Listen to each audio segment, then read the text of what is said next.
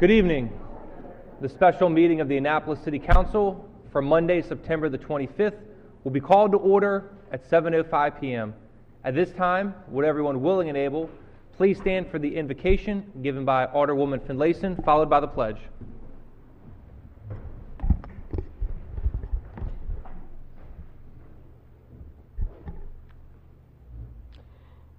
Dear Lord, I ask you this evening for your blessings on this body.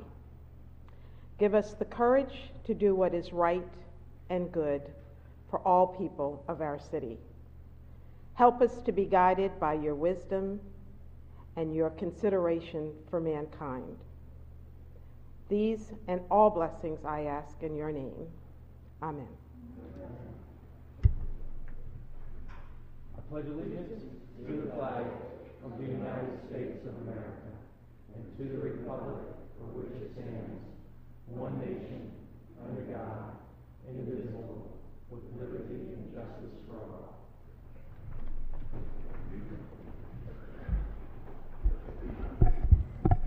Madam City Clerk, would you please call the roll? Yes, sir. Mayor Panelides. Present. Alderman Budge. Here. Alderman Payon. Present. Alderwoman Pendell Charles. Present. Alderwoman Finlayson. Present. Alderman Lippman. Alderman Kirby. Present. Alderman Pfeiffer. Present. Alderman Arnett. Present. Madam City Attorney, would you please present the first item? Mr. Mayor, the first item on the agenda is approval of agenda. This time I would entertain a motion to approve the agenda, but to remove ceremonial items, citation for Belinda Day. Any discussion? All those in favor, please say aye. Aye. All opposed? The ayes have it. Madam City Attorney? Mr. Mayor, the next item on the agenda is petitions, reports, and communications, beginning with reports by committees. Is there any alderperson who would like to present a report? Alderman Budge? The Transportation Committee met on September 20th, and we discussed several pieces of legislation. The legislation regarding wheel immobilization devices and parking places and parking lots generated a fair amount of discussion, which we will bring back to the council in a future meeting. But in a nutshell, we are proposing that on private lots, if one is going to restrain a vehicle in any way, shape, or form, there needs to be certain advance notice to the parkers in the form of signage and notification and some responsiveness from the lot operators to get your vehicle back. We also discussed parking stickers in residential parking districts, and will be recommending when it comes back to the council that the stickers be required in all of the parking districts. An amendment to that effect. The next meeting of the Transportation Committee is scheduled for October 17th, but I am not aware of any legislation on our docket that would actually precipitate the meeting. So stay tuned to see if, and watch our schedule to see if the meeting is actually held. Thank you. Alderman Payon? Thank you, Mr. Mayor. The Economic Matters Committee met on September the 14th here in Chambers. We went over a number of things. There were two appointments. The appointment of Roberta Collins to the Historic Preservation Commission we recommend favorably, and also the reappointment of Patricia Zeno to the Historic Preservation Commission. Again, we recommended favorably. There was one piece of legislation that we postponed after considerable discussion, and that is 04117, the Market House tenant lease extension. There was some question as to the wording and what exactly it would cover depending on what happened with lease negotiations. And we did continue it, although we did take it up in the Finance Committee, I believe, a few days later. And our questions may have been removed by the amendments that the Finance Committee offered. Our next meeting will be October 16th at 6:30 p.m. right here in Chambers. The public is invited. It is open to the public, and anyone with an interest in any pending legislation is urged to attend. Thank you. Alderwoman Finlayson. Thank you, Mr. Mayor. The Public Safety Committee met on September 14th here in council chambers. We took up several pieces of legislation, O36, O37, O40, and R23, as well as R24. Those pieces of legislation dealt with the wheel immobilization devices, parking places and parking lots, and parking places and parking lot fees. We, too, postponed action on all of those pieces of legislation. We had a report from Chief Baker about the SAFR Group. The SAFR Group is an independent organization that has been hired to come into the city to evaluate our police department. We did a similar evaluation, I think, almost 10 years ago to look at strengths and weaknesses in our department. And so the SAFR Group will be doing another such evaluation of our department. We expect to get some results by, I think, spring on that. We also heard from Chief Baker about internal complaints. He shared with us the numbers, and that information will be provided to the full council. And then we heard about APD summer camps. They touched an awful lot of young people this summer and made some really good connections trying to change the perception of police in our communities. From the fire department, we heard about the Safe Stations program. Chief Stokes gave us statistics on the number of people who have walked into our fire stations seeking help, and I think we're going to share those statistics with the full council also. We heard about the upcoming flu clinic, a drive-through flu clinic. This is our second year doing this. We did it 2 years ago. On Saturday, September 30th, drive-through flu clinic at the Navy Marine Memorial Stadium. Please share the word between 10 and 2, drive-through for a free flu shot. We also had a demonstration, a pseudo-demonstration on drone technology. The Office of Emergency Preparedness received a $7,000 grant to purchase a drone, and that drone will be used in emergency situations to kind of scope out what's going on in our city. Gives us another level of security over our city. And lastly, we heard about the exercise that took place at the Calvert Cliffs nuclear power plant. We participated in that also. The next meeting of the Public Safety Committee will be on October 16th here in council chambers at 5 o'clock. Thank you. Thank you. Is there anyone else? Madam City Attorney. Mr. Mayor, the next item on the agenda is comments by the general public. During comments by the general public, you have the opportunity to speak to us about anything that's not already scheduled for a public hearing. And we have about 10 public hearings that are on the docket this evening. So I'm going to read these to you, and if you came to speak about anything I'm about to say, those public hearings will be immediately following this. So if you came to speak about the Office of Law and City Clerk, the zoning district boundary adjustments, approval of exterior changes in the historic district, exempt service economic development manager, garbage and refuse collection, temporary Class C alcoholic license, community block grant, hate-free zone, and proposed amendments to the fee schedule, will have public hearings on each one of those issues. Before we start this public hearing, I know a lot of people have come out today to speak about crime, particularly what happened in Eastport the other day, the shooting that came out. And I have to tell you, anytime there's a loss of life in the city, it's a tragedy, one that I take personally. I went out with the police chief and walked the neighborhood after that took place, talked to the woman who was shot earlier today in the leg. It's a very unfortunate tragedy. I think it's important that citizens know what the city is doing to help keep us safe. So before we begin comments, I'd like to invite the police chief up here, Scott Baker, to give us an overview of what we're doing. I'll also say I had a meeting with the executive director of HACA, Beverly Wilborn, today, and we talked about some of these issues. Chief?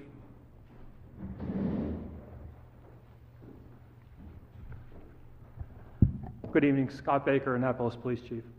Sir, I share your outrage at the continued violence in Eastport. Although we continue to put resources up against it, we're not getting the results that are expected from the public or from the police department. So let me tell you what we've done and what we will do. In the past 6 months, we've added 54 cameras to Harbor House and Eastport Terrace. Those cameras, fortunately, have been responsible for a number of arrests and also piecing together information to help the investigations on the shootings and the homicide. We've increased the net unit to 2 officers. We put two new people in there that are community-oriented, who will be out on foot, who are currently in DARE training, so they will be teaching in the elementary schools, and then be back in the community to interact with the children in Harbor House and Eastport Terrace. We applied for a grant from the Governor's Office on Crime Control and Prevention, and we received over $15,000. That will fund 1 additional net officer 1 day a week during the school year. That officer is responsible for 1, going to the homework club for 2 hours, and then walking foot for an additional 6 hours in the Harbor House, Eastport Terrace community. We've partnered with Maryland State Police in the past, and we're working on renewing that partnership. We have $25,000 that we're taking from our Safe Streets grant and putting that towards funding MSP overtime to help assist with the violence and gang enforcement. The flex units, which are discretionary units, they're not officers assigned to patrol, spend a disproportionate amount of time in Harbor House and Eastport Terrace. They are responsible for enforcing the laws and being out in the community. On the night of the shooting, we had 2 officers in Harbor House and Eastport Terrace up until maybe 45 minutes prior to the incident. They were called out for a double overdose, another crisis that we're dealing with, and had to basically babysit a child at the station. And that's been corrected. I'll explain that in a second. We also require our patrol officers to not only walk foot, but to do frequent checks. Obviously, officers are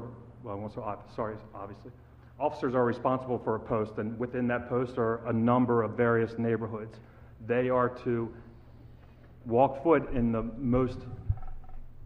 in the neighborhoods that have the most call volume. And then when they're finished doing that and they answer the calls, they're supposed to ride back through in what we call frequent checks, and they're supposed to take care of any problems that they see as they drive through. It shouldn't be, oh, I'm driving through the neighborhood, there's a group of people just hanging out on the corner, and say, oh, I did a frequent check, and keep going out. They're responsible for stopping it and taking appropriate enforcement. Over the last 3 months, we have deployed the mobile command center with the help of the Annapolis Fire Department. What that is it's the big van. It says that we're taking this stuff seriously, which we absolutely are.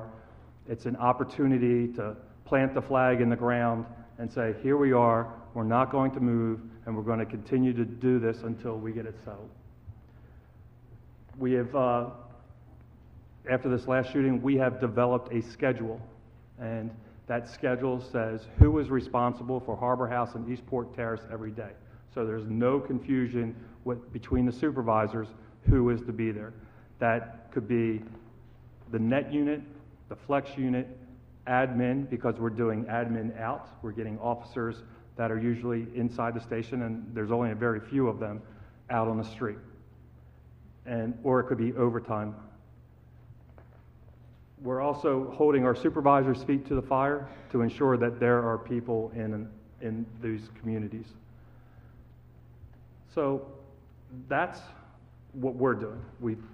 We are going to be out there every day for the majority of the hours.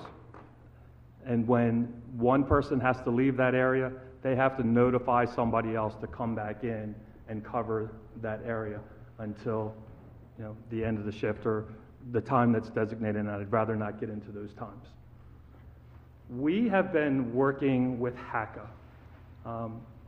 Some time ago, we had a meeting with HACA, and I asked them to change their hours. One of the big issues is that you run a business, a property, I'll call it a property. There was a discussion whether or not it was a business or not. You run a property, that's your property. You're responsible for it 24/7. I asked them to change their hours. They go home at 4 o'clock on a Friday. They don't know what's going on all weekend. They go home 4 o'clock Monday through Thursday. They don't know what's going on from 4 o'clock until 8 o'clock the next day.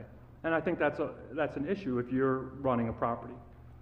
They came back, initially there was some resistance, but they agreed to it, and our first one was in Robinwood about 2 months ago. When I got the report back from Ms. Wilborn, her eyes were opened, and it became apparent that they needed to be a partner in the patrolling of their property and what I call enforcing the house rules. That's where all of this is going to get fixed, I think. I could have 1,000 cops there every day. I can't stop everything. But when it goes back to the broken windows theory, and it's address the small issues. If you've got people that are smoking on your property, enforce the lease, address those issues. If you've got people that don't belong on your property, enforce those issues. So we're looking to partner with them. I also find that there's not a real sense of urgency. After the last shooting, we were immediately in contact with them, asking them to come out. We're going to put the mobile command truck out again, and we're going to go enforce the house rules. We're going to walk the property together as partners and show that you have some people behind you. We're doing it on Wednesday. That's a week later.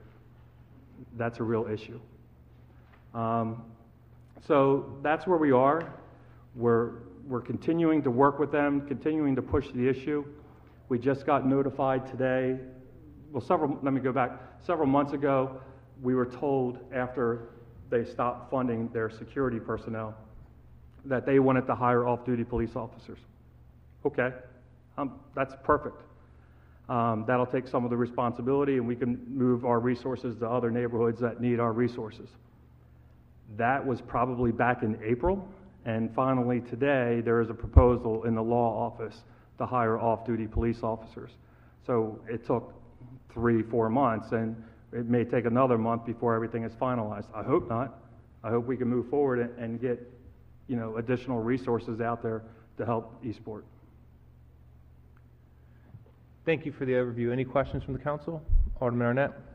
Thank you, Mr. Mayor. 2 questions, Chief. One, I had a constituent raise the issue again, a question about the effectiveness of having a substation in Eastport Terrace Harbor House. I know we had dialogue with Chief Pristoop, and he didn't feel at that time it was effective. Do you have any comments on that? My thought is that if we open up an office, there's an expectation that someone is going to be in that office to come in and listen to community complaints. And therefore, there's an officer that's not on the street. They're sitting in an office. In addition, you're asking people to come in from, let's say, an area where there's a lot of crime, or the perception of a lot of crime. And then you want them to walk into an office and speak to a police officer with people outside. That's not a good look if you're living in that community. Right. I would rather have officers walking the community and interacting. Get to know those officers, and we all have issued cell phones now. Hey, anything comes up, give me a call. So we have 2 new officers. We're going to put their information out for the public. And so hopefully that's a better way, I think, to operate than stick somebody in an office. Thank you for that, and that's remarkably consistent with what Chief Pristoop told us a few years ago. The other thing is I think we all received, a very good letter from the Eastport Civic Association to the Housing Authority. Yes, sir. Pointing out that they're not complying with their own rules and that they're allowing people who have proven to be dangerous rent in the Housing Authority. Do you have any comments on that? Yeah, I assume you received this also. I thought it was a well-written, well-reasoned argument. I think that anything that Hackett can do to make their property safer, they need to do. Right. Thank you very much, Chief. Alderwoman Finlayson. Yes, thank you. Chief, has there been any discussion about trying to create a neighborhood watch? And I know sometimes it's not appropriate in all communities, But since you've been doing so much in the community with kids and adults, kind of shoring them up and giving them confidence to do something like this, is that There was another actually a step? discussion brought about by HACA authorities that they wanted to step in that direction. And when they're ready to make that move, we'll be more than happy to support whatever they need. Okay. And is that in all of their properties, or they're just considering it? They They didn't weren't specify which ones, but we are at the tenant meetings, so we're already there, and any expansion that we can do, we're on top of it. Okay, thank you. Thank you, Chief. Thank you. The first three people signed up to speak are Vic Pasco, David Frankel, and Nevin Young. And if you could state your name and address for the record, please.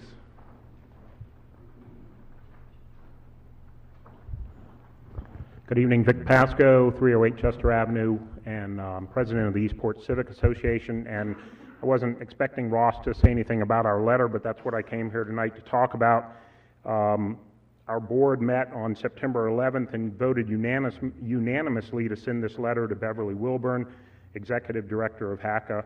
And it says, "Dear Ms. Wilburn, we ask that you bring the Housing Authority of Annapolis into compliance with the federal one-strike policy codified at USC 42 subsection 1437D and evict and ban persons with felony drug and violent crime convictions from HACA property. The Eastport Civic Association is a Maryland nonprofit association. Our nearly 600 members live in the neighborhood surrounding Harbor House and Eastport Terrace, and it's one of the largest housing complexes in Annapolis. Annapolis suffered a record 10 homicides during 2016 and a per capita homicide rate higher than any major metropolitan area in America. 9 of these 10 homicides occurred on or adjacent to HACA properties. This year has seen 4 homicides to date, and 3 have occurred on or adjacent to HACA properties. And of course, when we wrote this letter, that was before we had another homicide just last week, so that's a total of 5. By failing to act, HACA has allowed a thriving drug trade to grow in public housing. Last month, police seized nearly $15,000 in heroin, cocaine, cash, and ammunition from a Harbor House apartment. The resident of that apartment, Mr. Gerald Ford, had prior convictions for drug possession with intent to distribute and weapons offenses. Moreover, he lived in the same apartment when he was convicted of armed robbery in 2014, where he received a suspended sentence. HACA allowed him to continue living in Harbor House for the last 3 years, and he apparently continued selling drugs while living there. The Annapolis Police Department has repeatedly linked violent crime on HACA properties with the sale of illegal drugs. On January 23, 2017, the homicide of Brian Cook by Marique Jackson at Harbor House provides one example. Mr. Cook had 2 prior convictions for drug possession with intent to distribute and completed probation last year. Mr. Jackson was arrested for possession of more than 10 grams 2 weeks before he killed Mr. Cook. This is not an isolated incident. Another shooting at Harbor House last month involved a perpetrator with 19 criminal convictions dating from 2006 on parole from a 10-year sentence for selling PCP. We believe that these crimes could have been prevented if HACA enforces the one-strike policy and bans persons with felony convictions for drug or violent offenses from its properties. We ask that HACA notify its residents and persons with felony convictions for drug or violent offenses are not permitted in public housing, and that the agency will enforce these restrictions by evicting and banning known offenders. Thank you.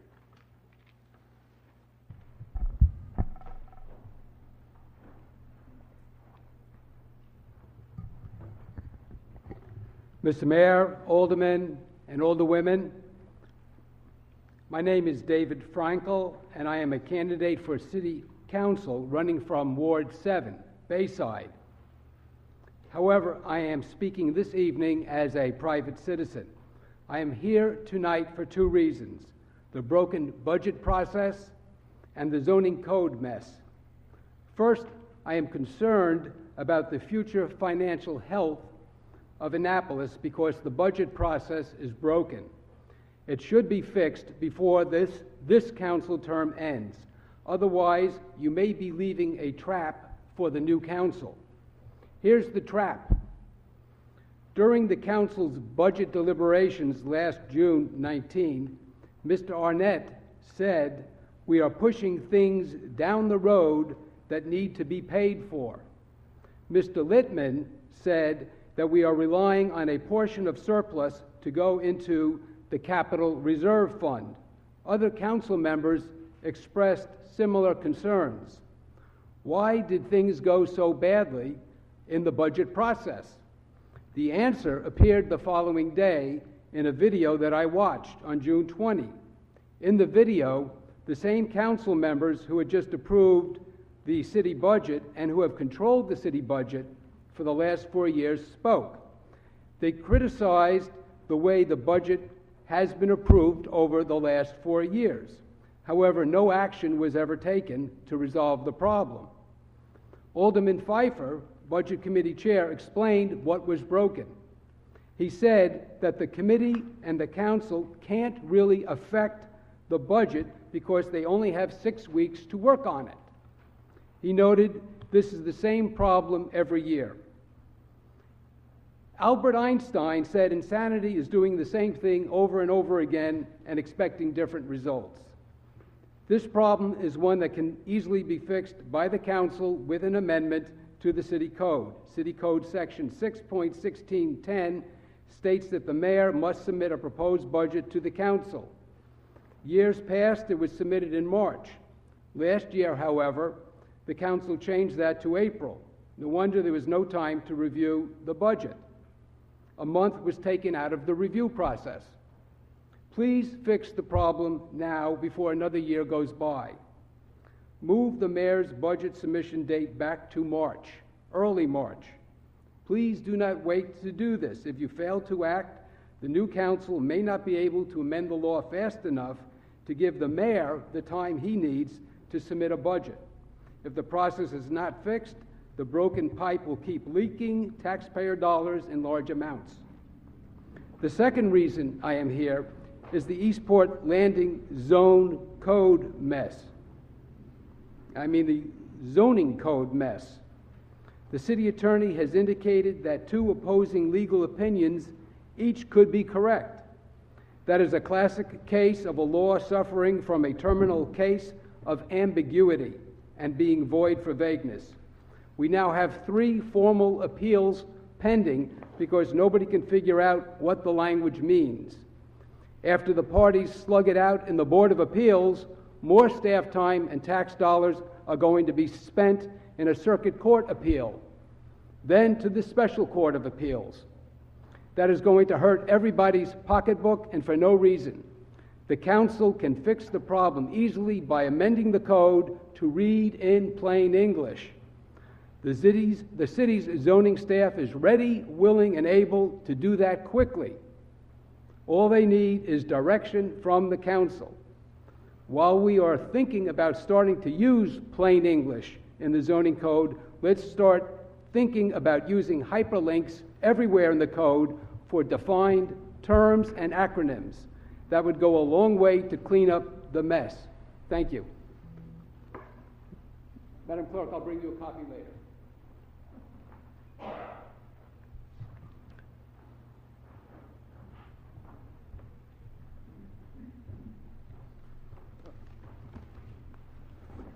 Mr. Mayor, honorable members of the council, my name is Nevin Young, and I may speak to you later on the city attorney law, but I also wanted to come here tonight to address what happened in Eastport the other week. While I appreciate the efforts that the chief has outlined that are being undertaken, I would urge you all, and I know some of you aren't long time for the council, some of you plan to leave, but I would urge you all to take a long approach to this problem, not simply a short-term or Band-Aid approach.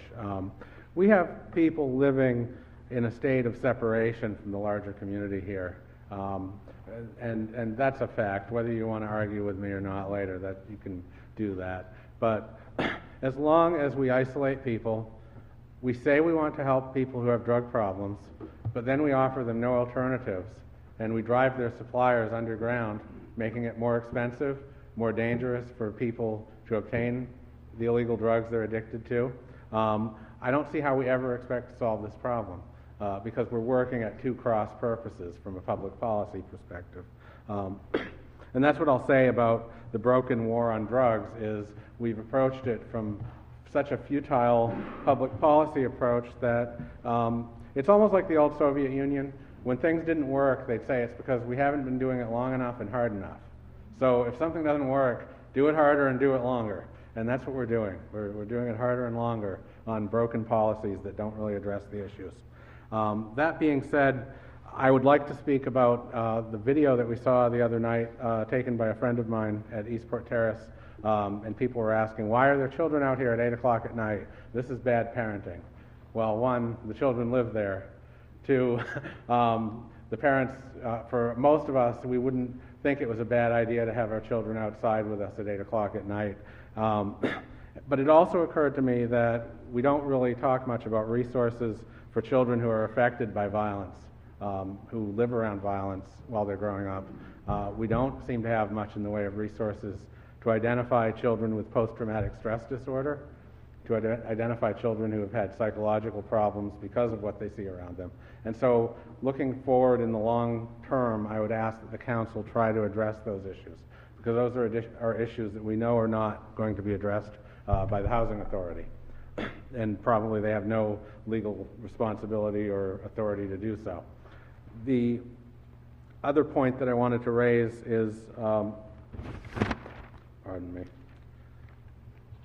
I know at least one council member has promoted successfully a jobs program for youth in the city, and I think that's commendable. But I want to point out to you all that it's not like it was when we were all younger. You could go down to Burger King and they'd have you wearing a funny paper hat the same day, right? You know, it's not like that anymore for a lot of these kids. And so unless we're going to help keep people occupied and help them find jobs and help them find things to do, they are going to be outside when there's shootings going on at 8 p.m. And as long as we don't help them develop themselves, we're going to keep having shootings going on at 8 p.m. and it'll happen this year and next year and 10 years from now. So I would ask you all to please consider a longer term approach and to consider a comprehensive shift in our drug policies. Thank you. Thank you. Chief, Alderwoman Finlayson. Mr. Young, I know the chief is going to respond about the crisis response team, I suspect. But I think our community needs to get geared up to address the inequities in the school system. We are graduating young people from high school, and I'm everyone knows, long-time retired educator. We're either sending kids off to college, or we may be sending a handful of them off into a technical skill-based career. And then there's a large percentage of young people who have no skill set. I think our school system needs to be doing a better job of making sure that every kid that graduates from high school has something of value to do. If they're not going to college, then they should have been in a skilled or a vocational type program. But it's going to take this entire community working together to apply some pressure to the school system to say, what you're doing now is not working. And I appreciate that very much. I've heard so many people over the last few months say, if only we had more control over the school system from the city government perspective. Now, I'm not advocating for that. I know, but if only is what I've heard from so many people. But we have to send a message that we want our young people to graduate from high school and have something productive to do, not an alternative that's an illegal alternative. Yeah. Alderwoman Pendle Charles. Thank you, Mr. Mayor. Mr. Young.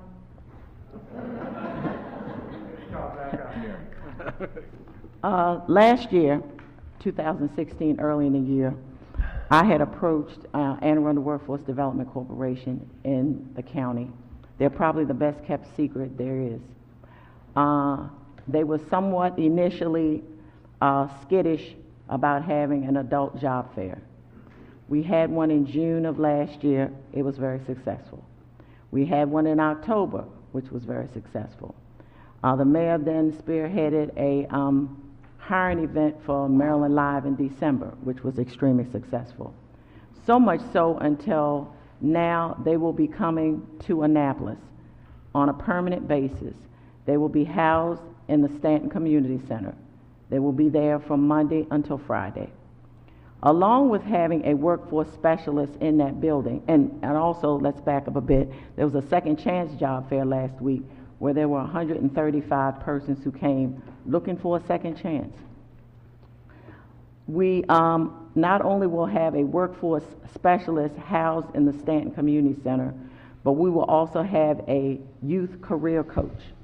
That person will be at Annapolis High School 2 days a week. They will be working with at least 25 seniors.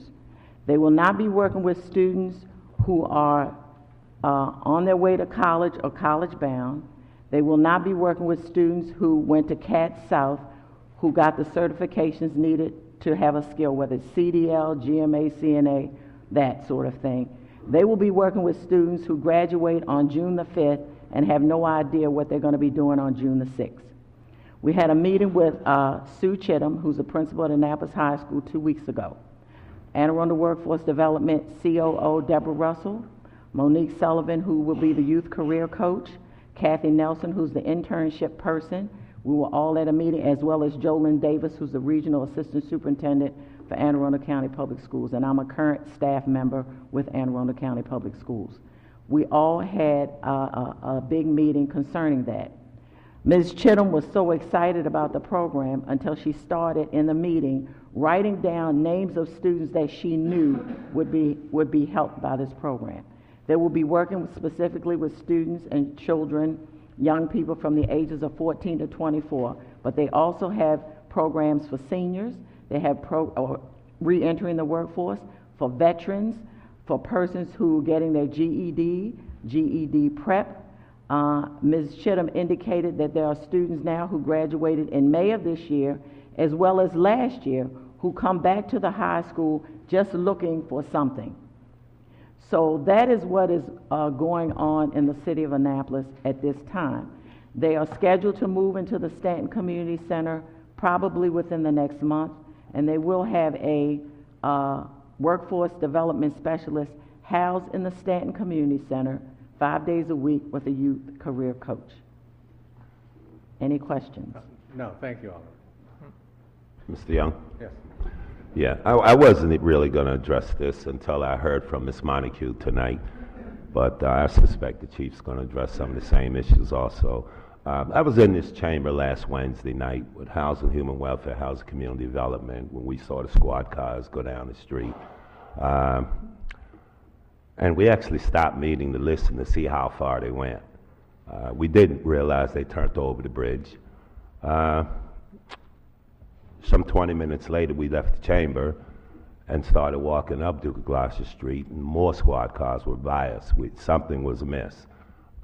Subsequently, I got a couple of phone calls, and I did hear that there was some shooting over there, and both calls mentioned there were children there. The children in the community, there's a lot of children in the community.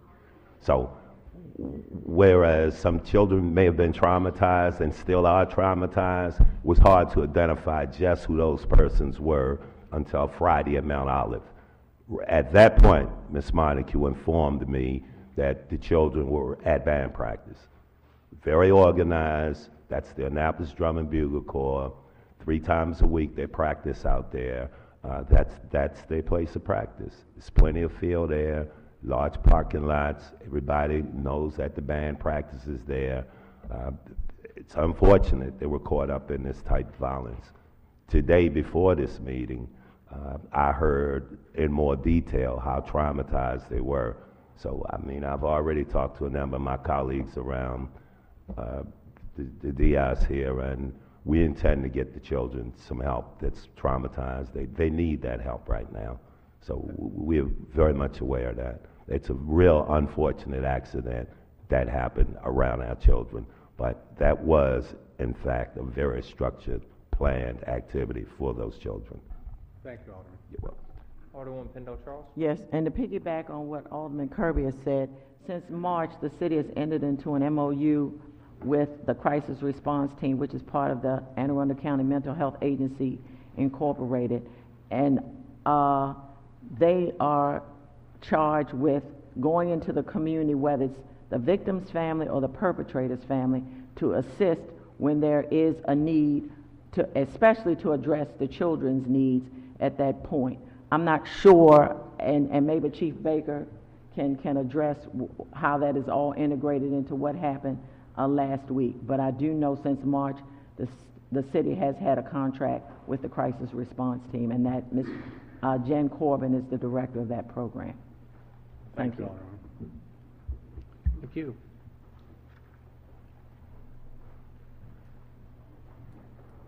Chief Scott Baker, Annapolis Police Department. I appreciate Mr. Young's comments.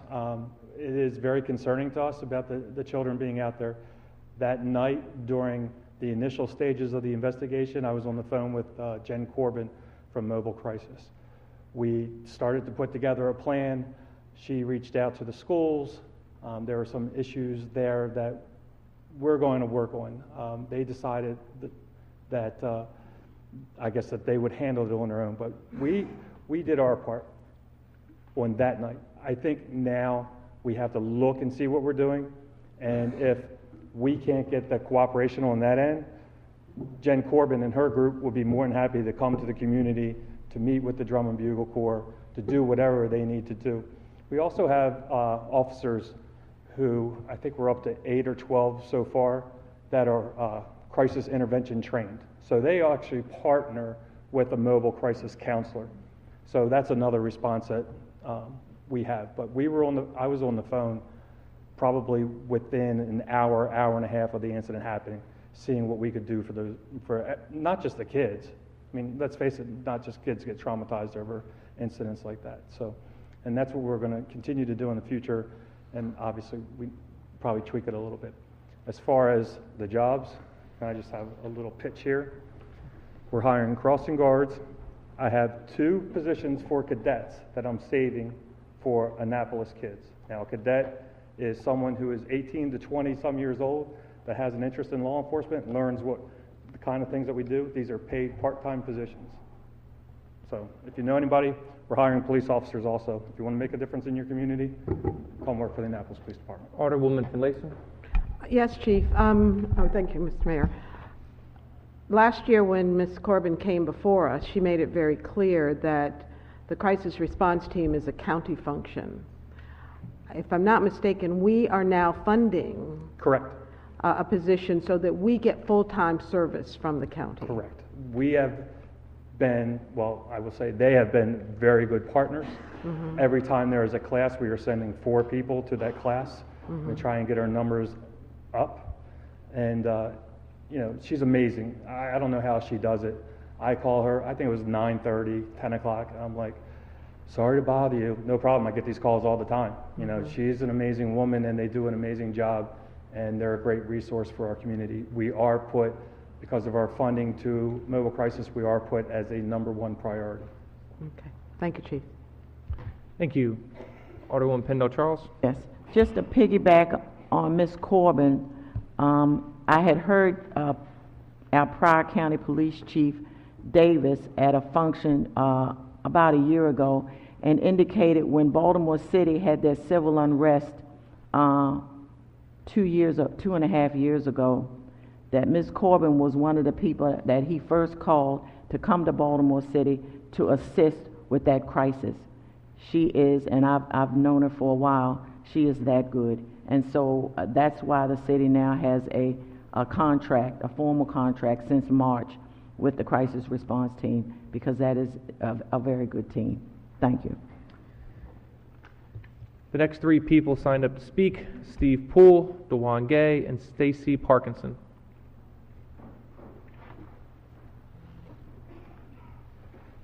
Mr. Mayor and members of the council, I am Steve Poole. I am pastor at Elevate Church in Eastport, and I live 1105 Hoover Street, just a couple blocks from the Eastport Terrace Harbor House community. I direct an after-school program at HACA for the Eastport Community Center, Rec Center area, and work with the kids there. They come in after school and they are there till 8 p.m., which during the winter means that they're often having to go home in the dark. The reason we offer the programs, the reason we help with these programs is because the children otherwise would be out in the community a lot of times without any adults home. If their parent is working, if there's no one that they can just go and stay with. And so we're doing things to help them to not be on the street. We're also doing things to help them gain skills, knowledge, ability to do well in school as well as in their future life. We've done, as a church, we've gone around our community and we've done a lot of praying with people and asked them, what can we pray for you? The number one thing that always comes back is pray for the safety of our children. The community is concerned. Not just in Eastport Terrace, not just in Harbor House. This is in the whole area around Eastport. They're concerned about the violence that goes on. I talked to the children and I asked them, what would you like to do when you grow up? And most of them say, live somewhere else. They're afraid of living where they do. One of our members has a 2-year-old son, and when one of the shootings happened recently, she told me that she ran to his room to grab him so that they could get on the floor. She got there, and this son that's 2 years old was already on the floor. At 2 years of age, he already knows he's in a culture where he hears gunshots, he has to get on the floor. That's a sad state of living. And I don't know that the government can fix the problem by itself. I'm here to tell you that as a church, as members of our community, as civic organizations, as everybody in Eastport, we need to work together to find what we can do to help this community, to help stop the violence. Our church, whatever we can do, we're willing to be there. If we're asked to help, if we have the ability to help, we're willing to do that. Individuals that I've connected with, that I know in our community, desire to be a part of helping to mentor children, to help adults, to do whatever is possible are there. Sometimes we just need a channel to be able to work that through, and that's perhaps how the government and our community can get together, work together. I appreciate when Patty Norris and other of the police department come to the community center and they work with the children. They love these children. They're there to let them know that they are part of this community as well, and I commend the police department for doing that. When Chief Priest was there, the same thing happened. I haven't met the current chief, but I'm sure they're still involved and they want to be a part of this community. But we need to all work together. So that's what I'm calling on today, for the government to put as much as they can resources into it to help channeling and working together with the community so that we can all be a part of helping solve the problem. Thank you. Alderwoman Pendle Charles. Yes, thank you, Mr. Mayor. Pastor Poole, how long has your church been working in the Eastport Terrace Harbor House community? A little over 2 years. Okay. All right. Yeah, we're a new church, and we've only been going for about 2 years as a church. So, Okay. You have a website? ElevateAnnapolis.com. Okay. Thank you. Mm-hmm. Thank you.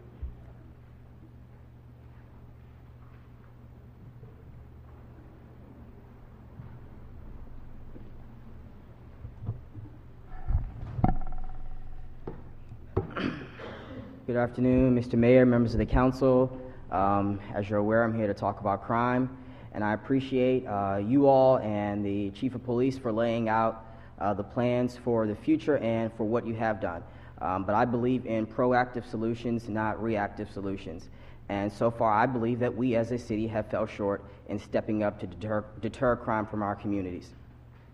I'm here today to talk about the issues of crime in our communities and crime within our community, within our city. Keep in mind that I am the oldest of 6 siblings and I care about them being safe. I think it's important for all of us to recognize that too many times crime destroys lives and hopes and opportunity. And we cannot diminish the impact of crime. When I think about the effects of crime within our city, I like you to immediately think about we immediately think about the same neighborhoods. But here's where we differ. When I hear about someone being shot in Eastport Terrace, I think about my 17-year-old brother, whose only dream is to join the United States Naval Academy, but he could be one stray bullet away from not achieving that goal. I think of the single mother who's picked up a night shift so that she can provide for her family, and the fear that she has of leaving her kids behind in a community that can within seconds turn into a battleground. I think of the young kids who must sit and watch as their neighbor lies on the ground with blood dripping down the pavement, and the mother screaming over her only son's body, "God, please bring him back." And what that does to their mental development. Are we breeding crime in the city of Annapolis? When I think of crime and attempting to deter it in our community, I think of a town where fixing the local pool is more important than using those resources to invest in underserved communities. These are the same realities that the residents of public housing face each day. And if we don't get serious about crime prevention and adjusting our policing, I fear that we will lose more than we will ever gain. As a community, we should acknowledge that there's something wrong when we are arresting so many people and we hear about so many shootings at such high frequency in isolated neighborhoods. Growing up in Annapolis in a poor family with a mother who suffered from cancer and domestic violence on almost a daily basis, I should have been the stereotypical African-American male. I had all the tools to get involved in criminal behavior. Drugs were easy to find. Handguns became less of a fear and more of the normal. When funds dried up, the option of carrying and storing paraphernalia was a first job to many. What I didn't have were the tools to succeed. And that changed when I was introduced to programs like the Boys and Girls Club of Annapolis and Anne Arundel County, the AVID program, which stands for Advancement via Individual Determination, and Box of Ring. What these programs did, and what our city needs to fund, are programs that will address the issues of underserved youth and the delayed advancement in education they face. Over the past couple of months, while campaigning, I've heard many of you, myself included, and as well as other challengers, promise to fix crime within the communities.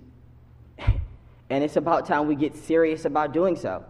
And if we think that adding 5 or 10 more cops to the area is going to deter crime, that's ridiculous, because as we know, poverty breeds crime.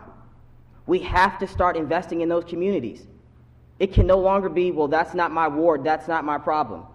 Or that's HACA's issue, that's not a City of Annapolis issue. Well, HACA residents are City of Annapolis residents. So we have to step up and help them, investing those academic resources that are so important. You talked about the education. An astonishing fact that I learned while campaigning. 80% of residents at Eastport Terrace and Harbor House don't have a high school diploma or equivalent. We have to get serious about bringing those programs. We talk about advancing and helping them strive and step to the next chapter of their lives.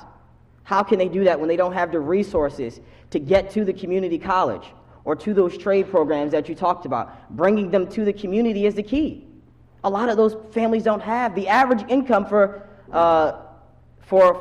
public housing in the city of Annapolis is $15,000, and that's down 6% from the state average. A lot of those families don't have the transportation necessary to get to the community college or the funds necessary to pay for childcare. And I know this may be important to you, you're scratching your eyes, but it's important. We have to get serious about crime. This is not a joke. I find it funny that the Eastport Civic Association wrote a letter and they got a response right away. But when the residents are in the streets screaming over a dead body, it takes months. Thank you very much.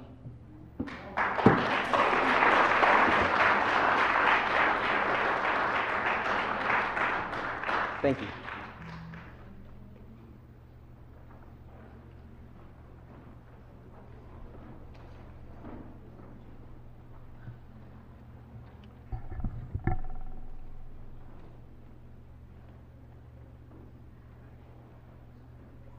Good evening. I'm here. My name is Stacy Parkinson, and I reside at 13 Cypress Road, Annapolis, Maryland.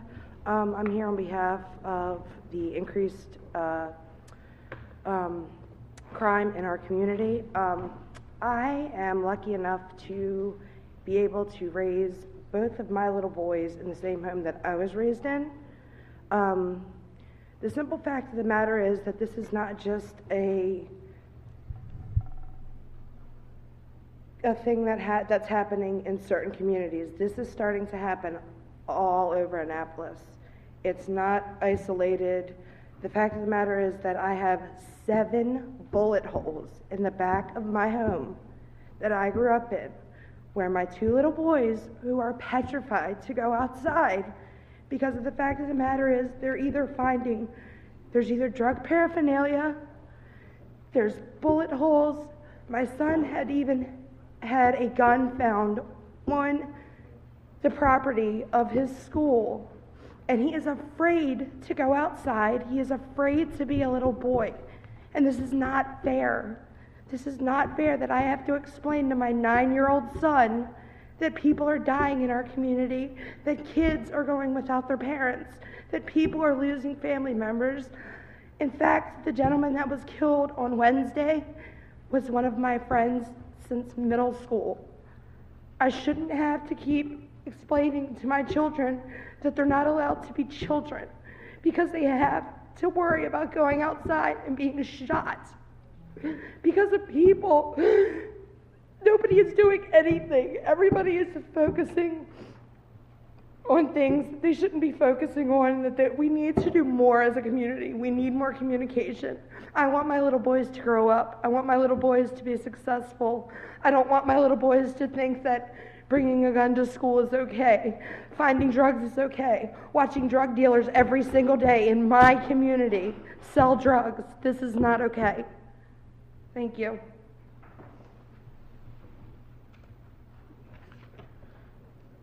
Barb Webben and Stacy Juliet.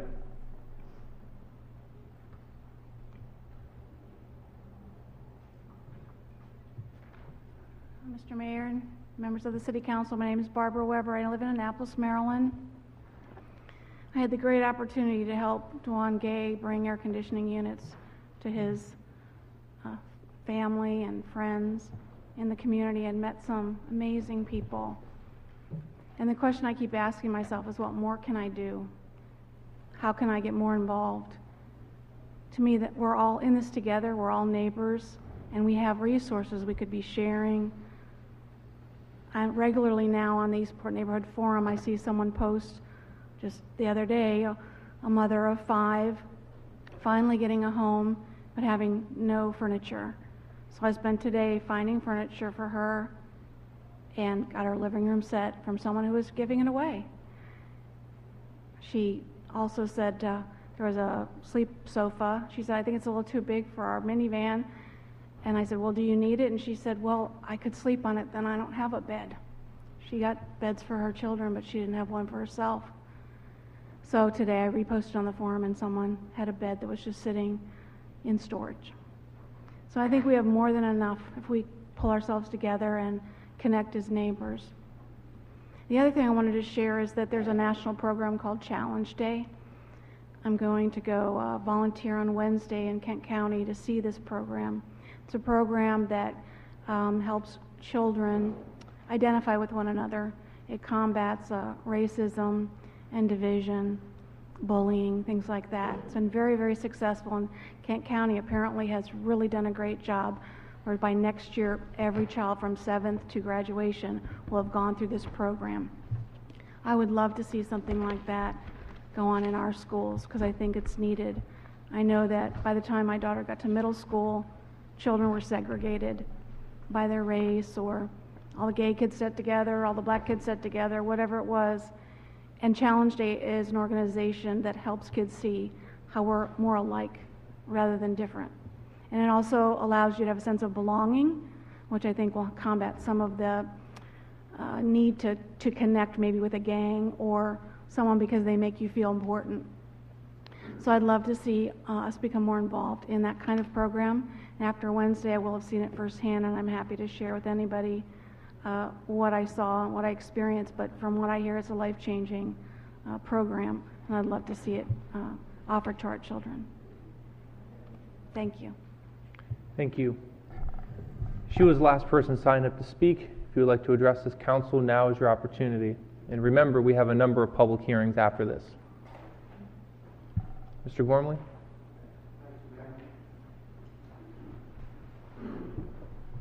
Hi, I'm Joe Gormley.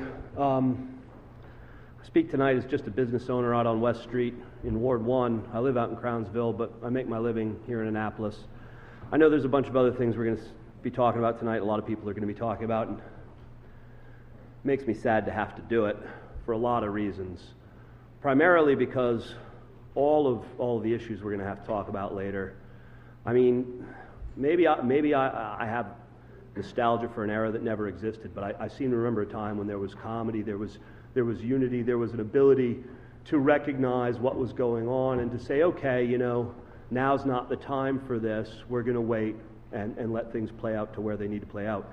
There's a bunch of specifics I think that are going to hit on statutes later, so I won't hit on those because that's going to come up in the public hearing section. But one thing I noticed in particular when I was coming in here and looking at the agenda that I didn't realize before, that I thought I should just say something about because it's not up for public hearing, is that, you know, in this last primary, and I recognize the Economic Development Committee passed on with a recommendation, a positive recommendation to HPC nominations on the 14th, I think, according to the agenda. You know, in the primary, though, Ward 1 would typically be the ward that looks at those things. And the alderman for Ward 1 would probably be the most important voice on those matters, vetting the HPC nominees appropriately and making sure that the Ward 1 constituents were comfortable with those people because, let's face it, there's a reason why the HPC is in the Economic Development Matters Committee. It's pretty important economically, number one. And number two, if it's going wrong, it can cost the residents of Ward 1 a lot of money.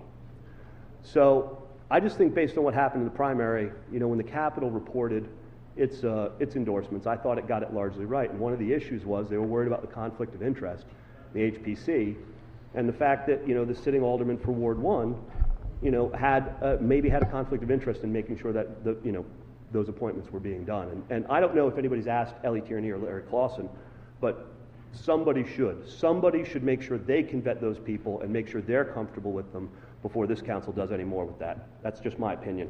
I wanted to voice it. Okay. Is there anyone else?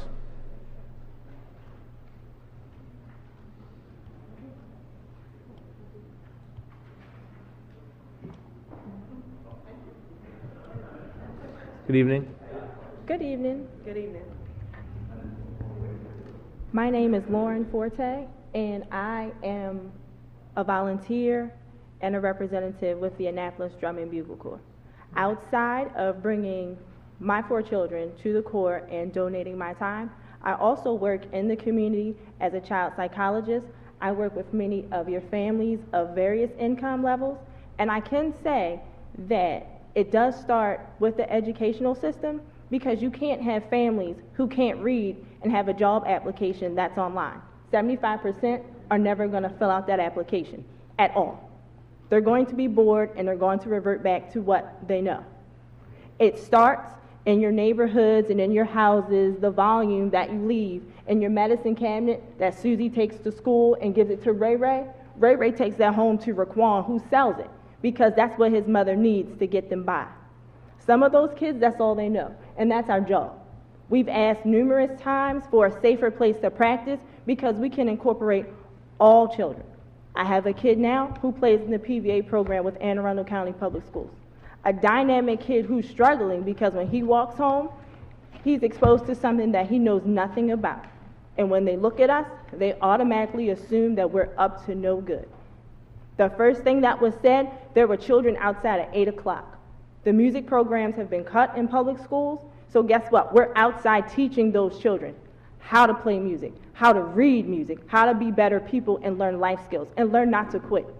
Because if you as council members and people out in the community have given up on those children, we have not. We are still a voice, and we will still be heard. We're simply asking for a different place to practice to help bring everyone together, because it shouldn't be this neighborhood is better than this neighborhood. They're all the same. They're all children. They all want to be loved. And I've seen it in my field of work from the top to the bottom. It's easier to rehabilitate children than it is to fix a broken adult. And I could take you to my job and you can meet with any of those people and they all say the same thing. If someone had caught me when I was 5, if someone had caught me when I was 10, when I took that bag from the corner store that I shouldn't have had, I probably wouldn't have been on this process. But imprisonment is also a state of mind. If those people in those communities don't believe they can do any better, they won't. When you walk by them and you don't say hello and they're asking you something, they're not necessarily trying to take from you, but we teach people When you see someone who has better than what you have, reach out to them so you can also get that opportunity, but they're shut down. I went out to the communities myself just to recruit. The first thing that the people said was, let's throw up gang signs. I know nothing about gang signs. I'm a retired vet, and I give back every day. I'm the daughter of a retired vet. I know nothing about that life. Just automatically assumed and shunned me away. Didn't even know the purpose. So before you shut down something, at least try to understand it.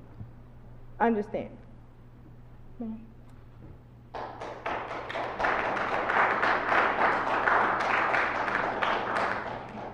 Good evening, Council, Mayor. Good evening. My name is Shamir Gladden. I just became a resident of Harbor House, Eastport as of a year ago, and my daughter is a part of the Annapolis Drum and Bugle Band company as well. The incidents that occurred that evening shouldn't have never even happened from the beginning. There should have always been a mobile crime station set up there.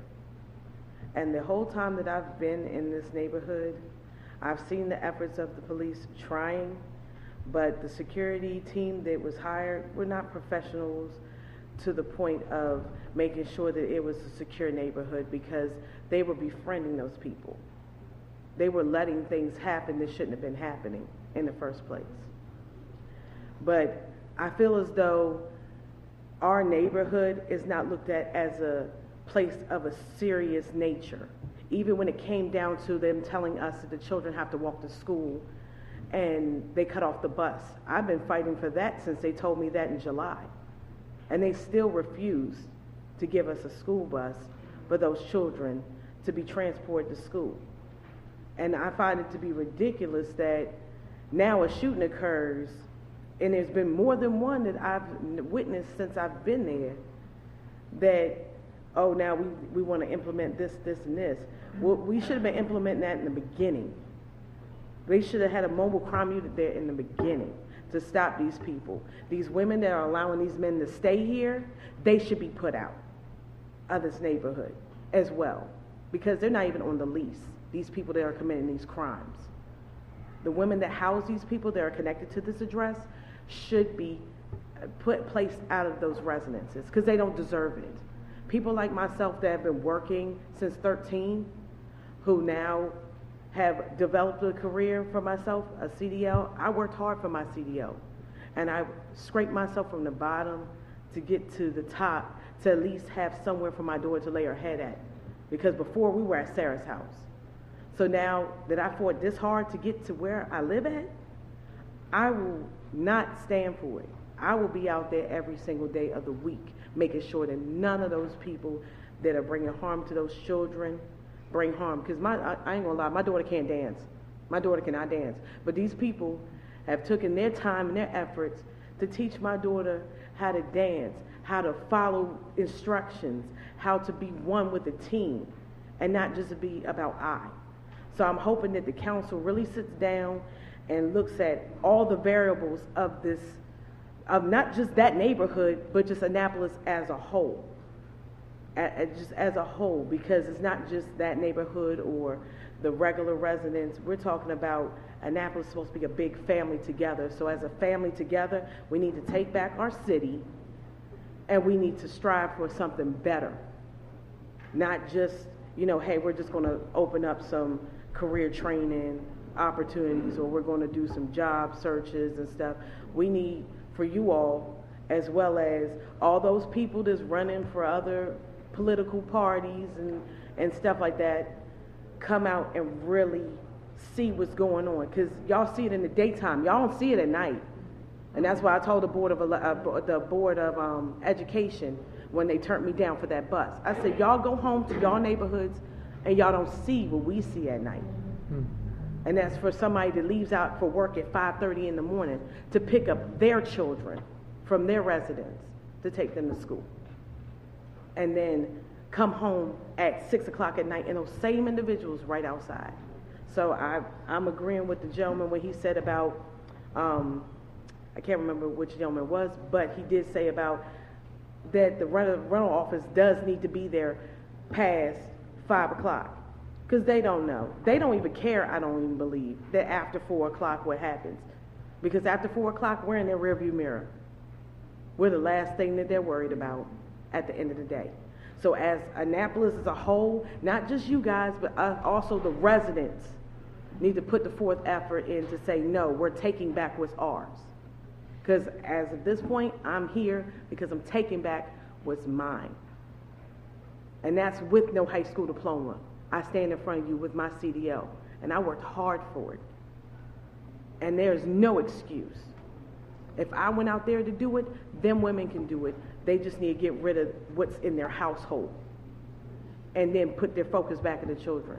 But I appreciate y'all taking the time to listen to me and my constituents from the band, because we do need somewhere else to practice. Because even if we got more enforcement, we want to grow our band so we can be able to compete on a national level, so we can be able to grow. And that's all I got to say. Thank you so much. Thank you. Alderwoman Finlayson? Yes, to both of you ladies, thank you. We have heard a lot of great recommendations tonight and do know that we are listening and paying attention. We need to rely on you to help the other parents in the community to be willing to step up with you. You know, I was a member of the Drum and Bugle Corps when I was a young person, so I truly understand the value of such a program and what it does for young people. So keep up the good work, and we are there to support you, and we're paying attention. I had heard earlier today that Ms. Montague was concerned about the safety of the kids, so I spoke with Chief Baker earlier, and he will speak with you before you leave this evening to make sure there's a level of comfort. As far as finding another place to practice, transportation becomes an issue. So you have transportation. Okay, so we need to look at, all right.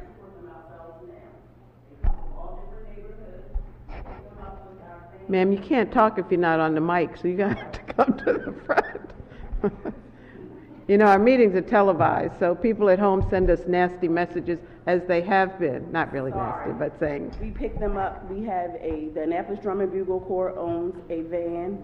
We're funded, self-funded. Mm-hmm. We are not funded. We do get donations from the Eastport Civic Association, and we do fundraisers, but we are self-contained as of this time. We pick up our children from the different neighborhoods. If your child calls from wherever, our van will pick them up. So if we have a better place to practice, not only will we be able to keep our children more safe, we can deal with them. This afternoon, once it started to get dark, I had 2 children come up to me and say, call my grandmother, I'm ready to go home. They were starting to get a little skittish. And I wasn't there that day, but I can only imagine. But not only that, if we had a different place to practice, we could have so many different ethnicities come together and build up this Drum and Bugle Corps like none other. It's no reason why. I have people ask me all the time. They see me posting videos on Facebook. They see my pictures, and they want to know, can their children join? But when I tell them where we practice, that's the end. I never hear from them again. Okay. It's not fair. It's not fair to the children. They could be growing so much more. They could get so much more exposure. We want to give them a platform to shine. We don't want them to come to school and show off looking for Miss Brown to give them a detention and give them that negative attention in that manner. Our goal is to we've given them a platform. The streets, Annapolis, Baltimore, New York, Florida. We should have been there by now. But we need more people from every neighborhood.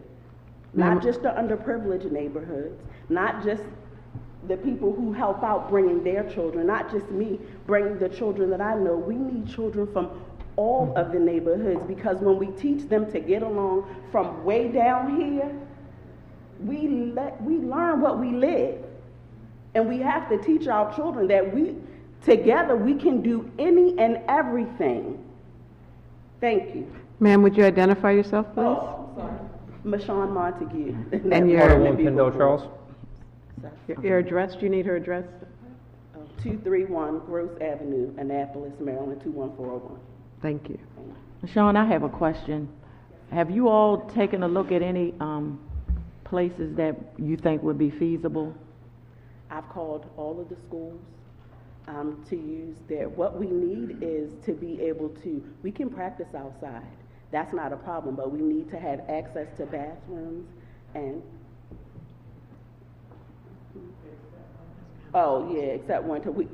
In the winter, we consolidate, we go inside of the rec, but if we could go inside of a gym at a school, we don't take up much space. We can section off in different corners of the gym and do what we need to do. We have learned to improvise. Ms. Montague, how much space are you talking about? The size of You need a field that has access to a building? To a building, but it's getting cold now, so So you want to be inside? Inside, yes. Okay. Thank you. Thank you. Thank you. Thank you. Ms. Montague? Good evening, everyone. My name is Pat Montague. Not true. My name is Priscilla Montague, and everybody calls me Pat. Okay. I am the founder and director of the Annapolis Drum and Bugle Corps. We have been in existence since 2009. We are self-sufficient. We go to Giant in different places. We sell dinners and we do all sorts of things. And Mr. Vic over there, Eastport Civic Association were the first ones to come and gather us up in their arms to support us. They've bought us all kinds of jackets and uniforms and things of that nature. The Maritime Republic of Eastport, I must mention that every time that they have an affair, especially their Mardi Gras, we get a donation from them. I would like to thank this council, I would like to thank the mayor and the citizens who have been instrumental in helping us do the things that we have been doing. Everybody's not the villain. You know, sometimes when you have your army behind you and they look at the captain, they're like, what? But the captain can't give them all the information because then they're going to want to be the captain and the ship might sink. So I'm just here to say thank you, and we really do need a place to practice. We can use all the help that we can get. We can use donations if you can possibly give them to us. We feed these children every rehearsal. They're with us at dinner time from 6 to 8. So we provide a meal for them every rehearsal. And we do all the things that we can do. Some of them, that's their only meal. When I get to rehearsal, it's like, Ms. Pat, what are we going to have to eat today? You know, it's a struggle. But I think with all of us pulling together, we can make it happen. Thank you. Thank you. And I have to go and get them home. If there's no one else? Mr. Moyer? Thanks, and I'll make this real quick. Just listening to the young ladies who were just here, a quick solution to the Drum and Bugle Corps problem would be the Pitt Moyer Center, which currently closes Friday, Saturday, and Sunday at 6 o'clock. So if they need 6 to 8 hours for practice, there's all the room, there's all the facilities, and you have a possible solution, at least part of their needs right there. Some of what I'm going to address right here was addressed earlier, so I'll make it real quick for you. The more a child has adverse childhood experiences, the more they are likely, among other things, to experience alcoholism, depression, illicit drug use, poor academic achievement, and early initiation of sexual activity. I would encourage the good members of the City Council before me to add a crisis counseling component to the response of any shootings, stabbings, etc. that occur within our fair city, and great expansion of the youth counseling services that are currently being offered at the Stanton Center, which I applaud you on, by the way. I know people that use it and it works very well. This is an important public health issue, and I want to make sure that that aspect of the violent crimes is not overlooked. A second thing, much minor compared to everything else we've talked about earlier, is the capital budget provides for the reconstruction of the Truxton Park pool, and planning, or at least initial discussion, as I understand it, has started. And as a citizen and member of the Recreation Advisory Committee, I would like to make sure that there is public input. Currently, as I understand it, an initial plan, and I'm not sure if it's the plan, but calls for palm trees, but not a much-needed therapy pool that citizens with disabilities, those suffering physical injuries, or the elderly now go to Severna Park or Pasadena, if that is a component of their rehabilitation or their health and well-being. They have to go there for their services. So again, I just want to make sure that there's citizen input in the planning process, and to let you know that it needs further discussion and public input. So, thanks.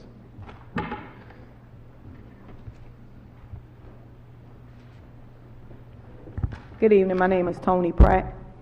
I just want to say, I heard the young lady talking about the 2-year-old. When she got to his room, he was laying on the floor already, and it's because we have become normalized. It's like this is a normal way of life to us now. What do? We have programs, we have education, but we have no accountability. And I say that because I went to one of the safe stations on last week. My nephew called in a crisis and needed some help. I called the police department and I asked them what was the procedure. Nobody could give me the procedure. Nobody could get anybody on the phone to give me any information. So we went to the fire department on Forest Drive, only to almost be turned away before he told them, if I leave here, I'm not going to make it. My husband said, we came here to get some help. They just wanted to offer resources. So in order to get help, he had to tell them that he was at the point of no return in order for the crisis response to come out. I think programs are good, but I think we need to make sure the programs are working properly in order for it to be effective for people to get the help that they need. I think we have a lot of people, a lot of programs, but we need to work collectively as a unit to make sure that the programs are working in a proper manner so that we can save lives, so that we can save kids. We are a community, the tale of two cities. It's time for that to stop. It's time for us to bridge together, for all of us to come together as one. The lower uninvested communities aren't charity cases. We're human beings. We want to be helped just like everybody else. We want to be educated. We want to make it. We want to exceed. We want to excel. But you talk about drug dealers. Does some of you know that the drug dealers are drug dealers because some of them at the age 12, mom isn't working, mom is strung out, and they have 5 brothers and sisters who need to be provided for. So they go out on the street and somebody pulls them up and they learn how to provide for their sisters and brothers. We need to be in the communities, not just putting programs in the communities, but we need to be vigilant. They need to see that we care, not that we're just offering a program. We need to take the programs to them. Yeah, there's a nice little program coming up in Stanton Center, but let's take some of them out and take them to the communities, because a lot of people aren't motivated to go. A lot of people don't trust the system anymore, so they don't come out. They stay in their homes because they feel that they're uninvested. We need to do better, and that's why I'm here tonight speaking. Thank you. Ms. Pratt, thank you for coming by and giving us that. I'm very concerned to hear what you said about the police and fire department basically turning them away. And we do have accountability. So if you could talk to the police chief in the back on what day of the week it was, we'll make sure we find out who was working so nobody has to go through that. Thank you. Alderwoman? Thank you. Ms. Pratt, thank you for your comments, but being on this dais, I can't give all the information at one time. I just kind of gave a smattering of it. But part of that program that I talked about, Anne Arundel Workforce Development, they're going to be moving from community to community. We first had to convince them to even come here. That was number one. And only because of the job fairs were they convinced to come. Now that they've been convinced to come and they're coming, they're going to be mobile. They're going to be going from community to community to community. They also have an expungement person on staff permanently. So that's going to be part of the package that they're going to be offering as well. So there's a lot of things going on regarding our communities. I just don't have the time to give it all. But no, we talked about them going from community to community because we do know that a lot of people aren't comfortable for whatever reason coming out of their own neighborhoods. We purposely put it at the Stanton Center because at least we know it's on the bus line. It's close to the Department of Social Services as well. But no, they will be moving from community to community offering different services. So that's been a discussion as well. Thank you. You're welcome. Alderwoman Finlayson? Yes, Mr. Mayor. I'd like to call on our fire chief, because our Safe Stations program is through our fire department, and I know that there is a process that they are required to follow. So, Chief, could you address what that process is, please? Certainly. I can't speak on your actual incident without knowing the date and the time and the actual circumstances, but many people believe when you go to a fire station for a safe station call that the fire department itself is going to transport them somewhere or do something for them. The safe station is just what it says. It's a safe place to go with your issue. Mostly it's a drug issue. We contact the mobile crisis team that was spoke about earlier, Jen Corbin and her group, and they send a mobile crisis team down to the fire station, and they interview the patient, and they decide from what they're being told whether or not they go into immediate care, if they're given an appointment to see a counselor. There's several options they have, the way it works out. So some people believe once a mobile crisis team gets there, they're going to go from there to a bed someplace or a treatment center. It doesn't always happen that way. At that point, Jen Corbin and her crew, the mobile crisis team, makes a decision what treatment path they go on and how they go. And that's pretty much the fire department's enrolled in that whole process. We provide a safe place for them to come to, and await the arrival of the mobile crisis team. But when you give your date and time to Chief Baker in the back, we'll look into and see what actually happened. Thank you, Chief. Final call, Mr. Callahan. Good evening, folks. Heard a lot of interesting things tonight, but I just wanted to point out something. I took a picture of a letter when I was working on this campaign. It was a letter about the rents.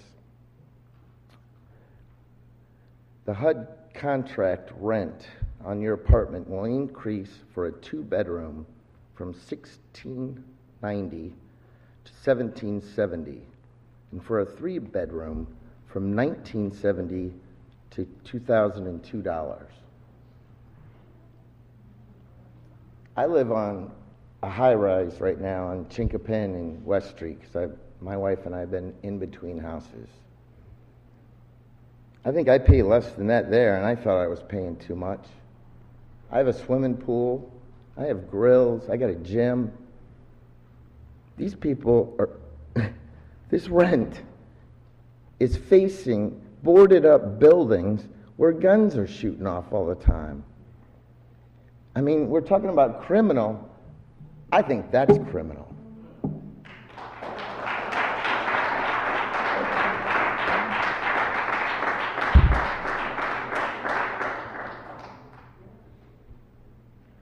Ask a question?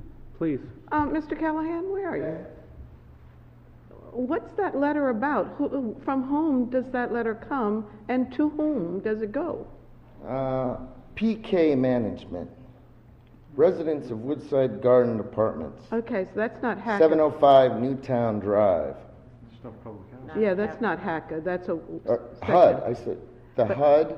Well, they may get funding from HUD. That's a Section 8 housing in But the that's city. It's market rent. I'm not questioning that. I'm just asking you Cool. because I'll your let you have suggestion it. was- Yeah, please I mean, do. all the residents have it, but I was like, really? I couldn't believe it, so I took a photo of it. I am equally as shocked. I know they just renovated that whole development, or at least they were in the process of it, but I had no idea that those were the kinds of rents. I'm surprised anybody lives there. Thank I'll you. get it to you. Okay. I'm going to declare the public hearing closed. We're going to take a 10-minute recess before we begin the next part of our meeting.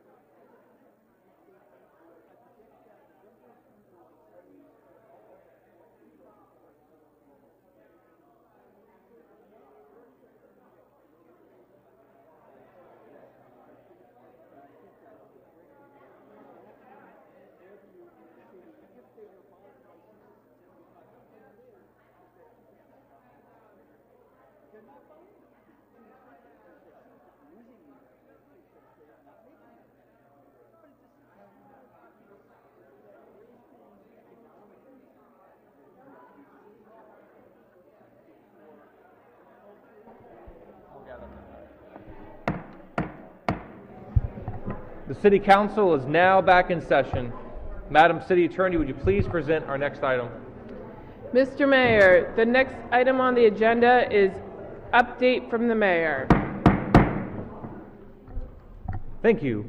It's been a busy month, and I want to update everyone on some things that have been going around City Hall and in the city of Annapolis. The first was our Breaking the Silence workshop we hosted with County Executive Steve Shue and people from the Governor's Task Force. I think the heroin and opioid addiction is probably the defining issue of our time.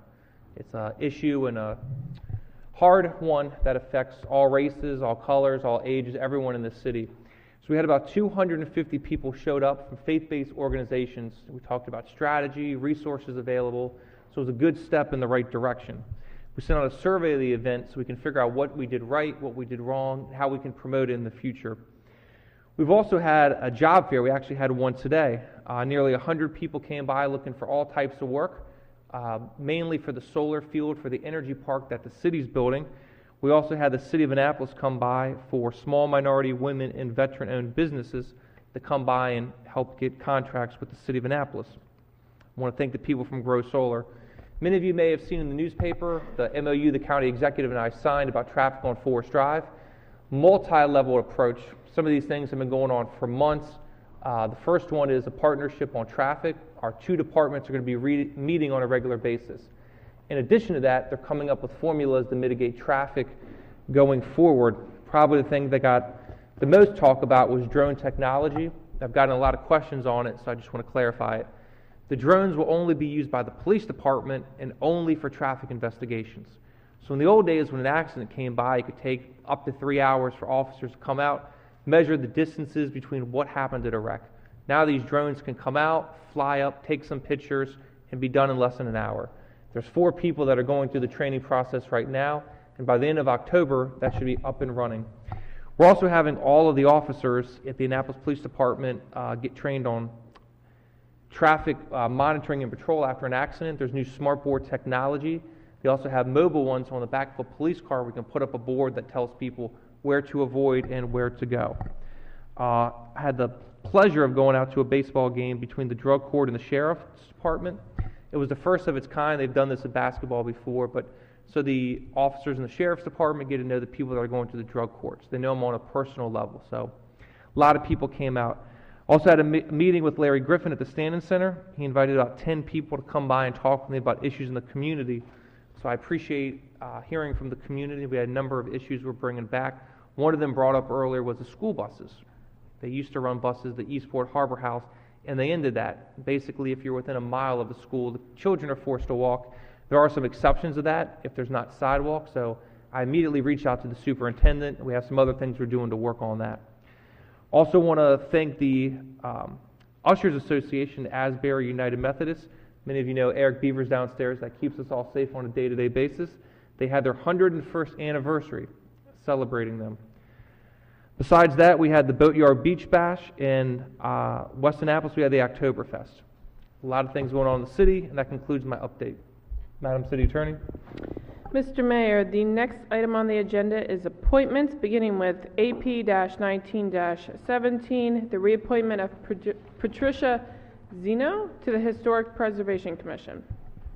I would ask if the people are here if they could stand to be recognized. Is there a motion to approve the reappointment of Patricia Zeno to the Historic Preservation Commission? So moved. Second. Any discussion? All those in favor, please say aye. Aye. Aye. All opposed? The ayes have it.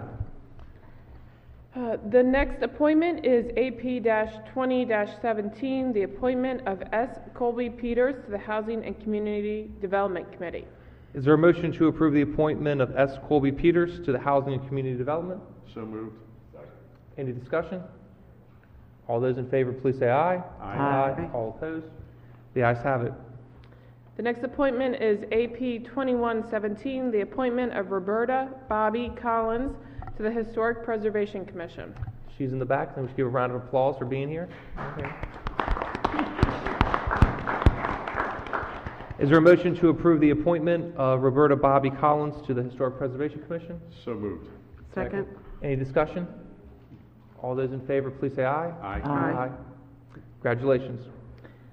The next appointment is AP-22-17, the reappointment of David Imes to the Planning Commission. Is there a motion to approve the reappointment of David Imes to the Planning Commission? So moved. Any discussion? All those in favor, please say aye. Aye. All opposed? The ayes have it. The next and last appointment is AP-23-17, the appointment of Judith Branham to the Commission on Aging. Is there a motion to approve the appointment of Judith Branham? So moved. Any discussion? All those in favor, please say aye. Aye. All opposed? Madam City Attorney. The next item on the agenda, Mr. Mayor, is the approval of the consent calendar. Items on the consent calendar include 2 first readers, R-2817, Police and Fire Retirement Plan IRS Amendment, and R-3317, Parking Places and Parking Lots Fine. On second reader, you have O-3917, Clean Energy Loan Program and Property Tax Surcharge, R-3017, Amendment to the FY 2018 Capital Improvement Budget and Capital Improvement Program, and R-3217, City of Annapolis Investment Policy. And I think they are all on they're all on good. Okay, and that's the end of our consent calendar. Thank you. Is there any objection to the consent calendar? Seeing none, I would entertain a motion to approve the consent calendar. So moved. Madam City Clerk, would you please call the roll? Mayor Panelides, Aye. Alderwoman Finlayson, Aye. Alderman Lippman's not here. Alderman Kirby? Aye. Alderman Pfeiffer? Aye. Alderman Arnett? Aye. Alderman Buzz? Abstain. Alderman Payon? Aye. Alderwoman Pendle Charles? Aye. The ayes have it. Madam City Attorney? Mr. Mayor, the next item on the agenda is public hearings, beginning with Charter Amendment CA-2-17, Offices of Law and City Clerk. The first three people signed up to speak are David Frankel, Nevin Young, and James DeVays.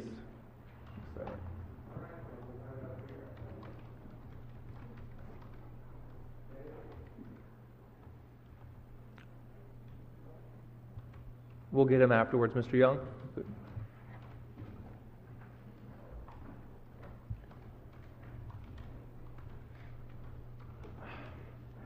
I've had a lot of discussions with people over the last day or two about what this charter amendment and the supplemental legislation or the attached legislation mean. The fact that a bunch of lawyers and political sophisticates cannot seem to agree on what it even means, let alone whether it's a good idea, causes me a lot of concern.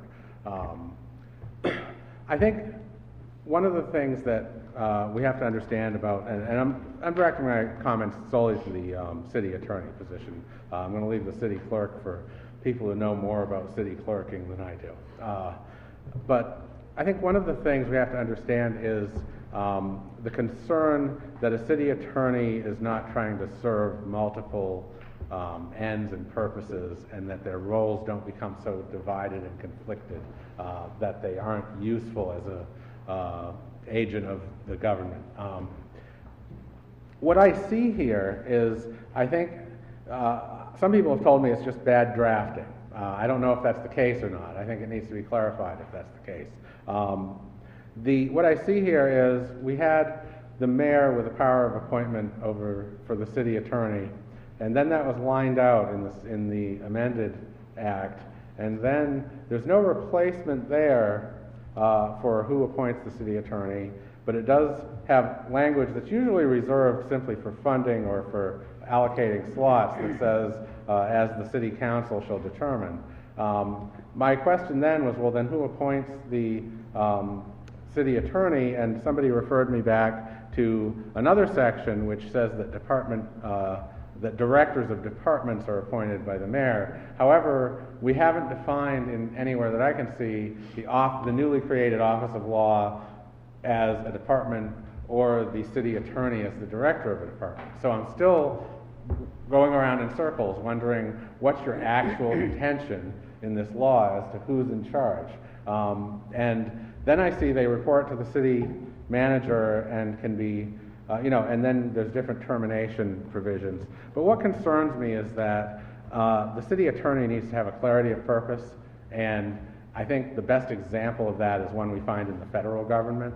I think the best analogy or the best role model we could have for a city law would be what we find in the federal government, where there really is an executive purpose. There may be advisory opinions rendered to the legislature, but to have the city attorney always worrying about whether he's pleasing both the mayor and the other people on the council is, I think, an untenable position under this sort of legislation. I know this council has before explored having legislative council separately. I think that would be a good idea. I don't understand at all what's going on or what the purpose is here to the changes that are being made here, if in fact it is only what has been represented to me, which is to clarify that there's an office of law and not simply a city attorney anymore, and that there is, there are city attorneys and not just one person working in the city attorney's office. So anyway, here I am with, a degree from a prestigious law school and many years of practice in the law, and I can't really agree with a bunch of other lawyers and politicians what they're trying to do or what the statute says. So, maybe I just need somebody to sit down and explain it to me, but all of the explanations that I've heard over the last couple of days have failed to satisfy me as to what's really going on. And I know this city has been the victim of bad drafting many times in the past, and so I'd ask that everyone back up Figure out who you want the city attorney to be loyal to, what you want their function to be, and put it in the statute explicitly and expressly. Thanks. Thank you. Mr. Frankel? If everyone could please state their name and address for the record. Yes. My name is David Frankel. Address is 929 King James Landing Road, Annapolis. I am a candidate for City Council running from Ward 7, Bayside. However, I am speaking this evening as a private citizen on CA 217 and O 4717. Charter amendments must be carefully thought out. The procedure for adopting them is more rigorous than regular legislation. CA 217 is not quite ready for prime time.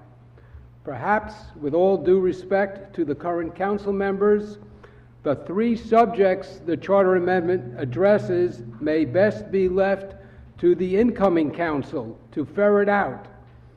After all, it is the new council that will have to live with the results. In the meantime, the current council might lend an oar to fixing the zoning code mess. Charter Amendment 217 covers three subjects.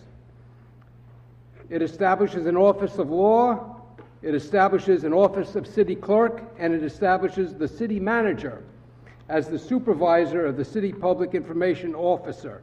It does not establish an office of city manager, which the council might want to consider in the future for purposes of organizational uniformity. As you may know, Annapolis used to have a Department of Law. That was eliminated in 1998. There are several problems with the proposed charter amendment, but here are some biggies. It does not describe how the city attorney is to be appointed or removed from office.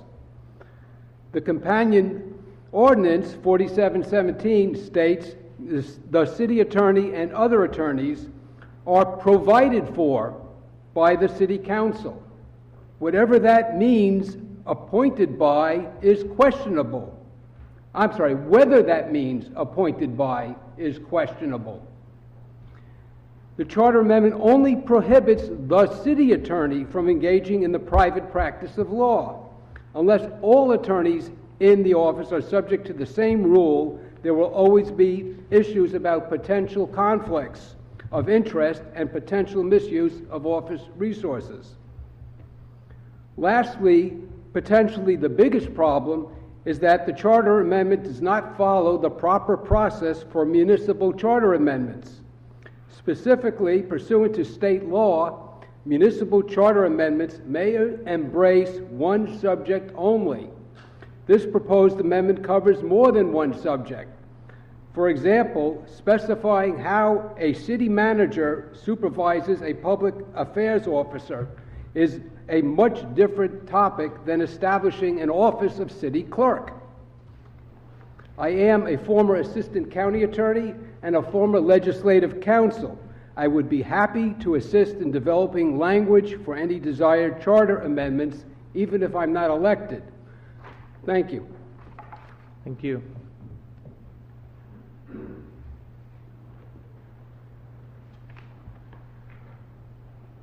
James DeVase and Joseph Gormley.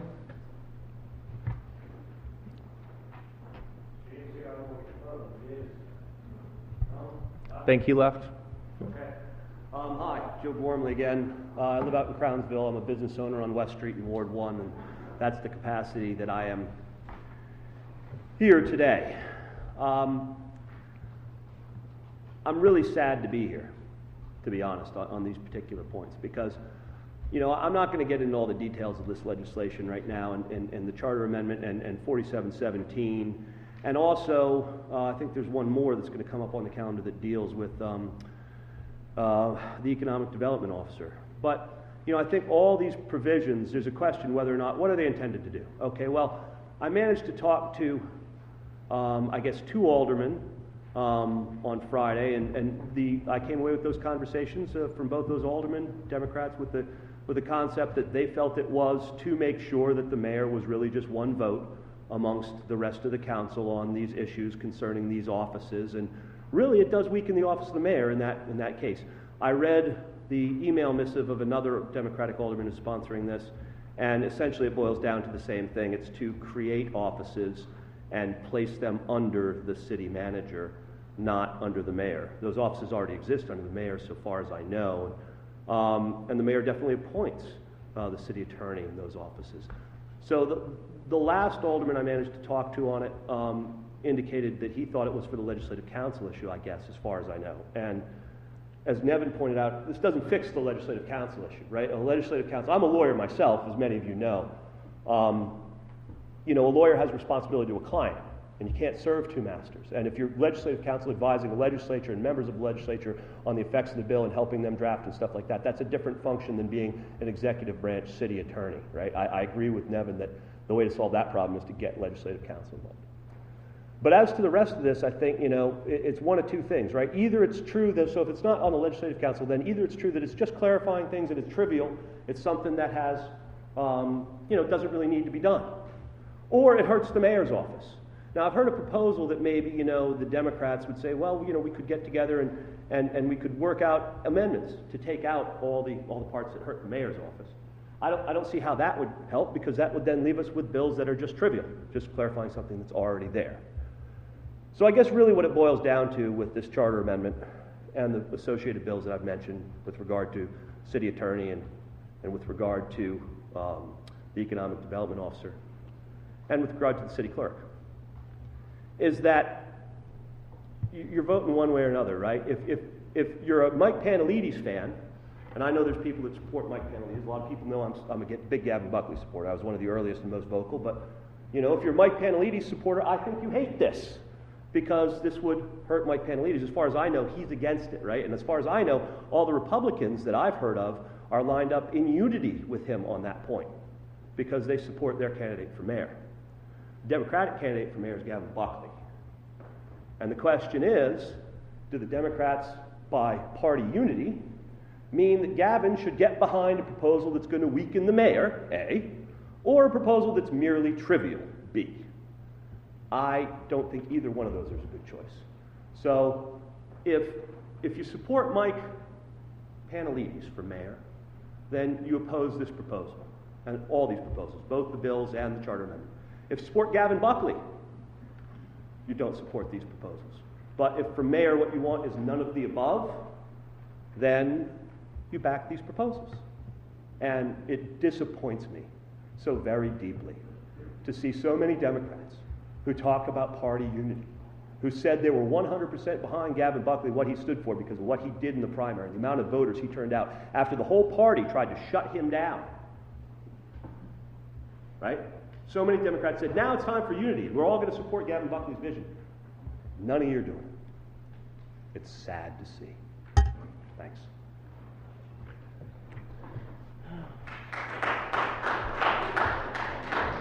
Is there anyone else from the public who would like to speak on this issue?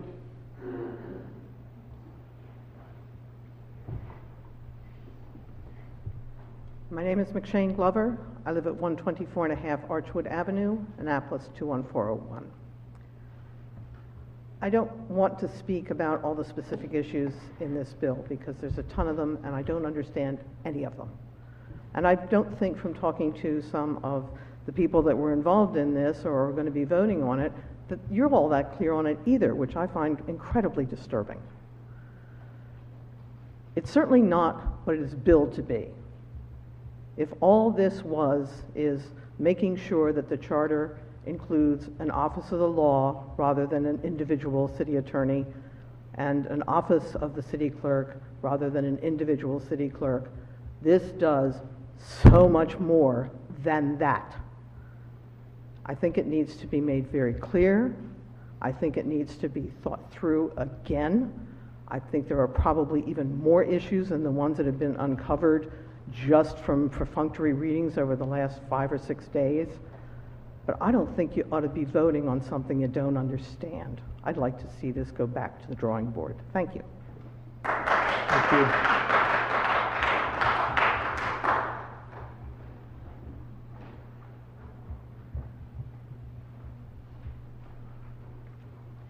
Hi, I'm Bevan Bukeister from 5 Wagner Street.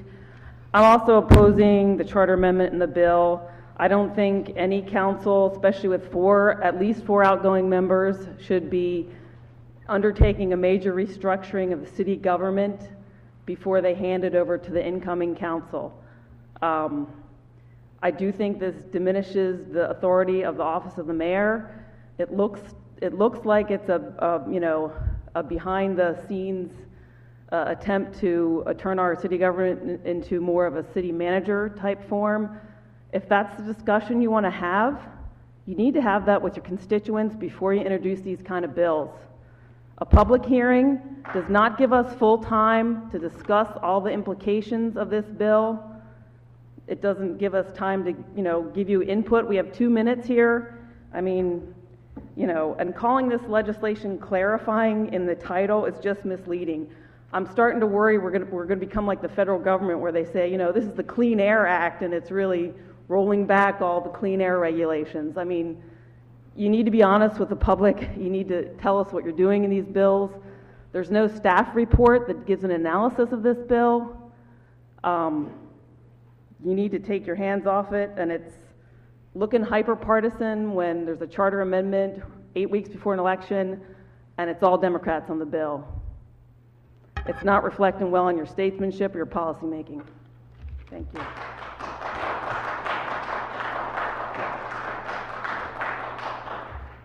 Thank you. Is there anyone else? Hello, everyone. I'm Joe Heimbach. I live at 1 Dock Street, Annapolis, Maryland, 21201. And I have the utmost respect for Mayor Pavlidis. I've known him ever since his uncle was one of my best friends for years and introduced us, and I love his family. But I also love Gavin Buckley also, and it doesn't really matter who I'm for, just like Mr. Gormley said. If we hire a mayor, we vote for a mayor for his spirit, for his outlook, for his eyes, for everything, for him. So why handcuff him? Anybody that's supporting the mayor wouldn't want it. Anybody that's supporting the possible incoming mayor wouldn't want it. So this is pretty much what got us here today, and I'm going to read it. And I'm sorry if it offends anyone, but this seems to be what most people are talking about. It says, please share. Okay, Annapolitans that are looking forward to a great Annapolis, we need you all tomorrow night at City Hall at 160 Duke of Gloucester Street. Alderman Joe Budge from Ward 1, who was trounced in the election, is sponsoring a bill, 4717, that would limit the powers of the mayor. Sharon Kennedy is Alderman Joe Budge's wife and also chairwoman of the Annapolis Preservation Commission. That's right, the same woman who is attempting to stop art on the walls of Annapolis, including residential and commercial buildings. Now the committee mysteriously retroactively approved the tsunami mural. Why? Because she and all the other archaic cronies are afraid to lose their jobs. Not for selfless service, for the betterment of the city and the residents they represent. Ooh, this is getting spicy. Sorry. They're trying to pull a fast one on the city and all of its residents. Seriously. Joe Budge wants to leave office leaving a big dark cloud. Ward 1 and all of the residents said they don't want you anymore. So why try to selfishly put a cog in the wheel of success? If we elect a mayor, we elect a mayor because we believe what the candidate says, irregardless of who that person is. So, if the popular vote elects a mayor, why handcuff him? It's a tricky ploy to be self-serving. Everyone needs to know. Also, all of our supporters need to know and need to be at City Hall tomorrow night to speak. It's not going to be an easy fight. I hope all sign up and help us. I promise it'll be worth it. That's why we're here. Thanks. Any questions? Thank you. Thank you. Is there anyone else?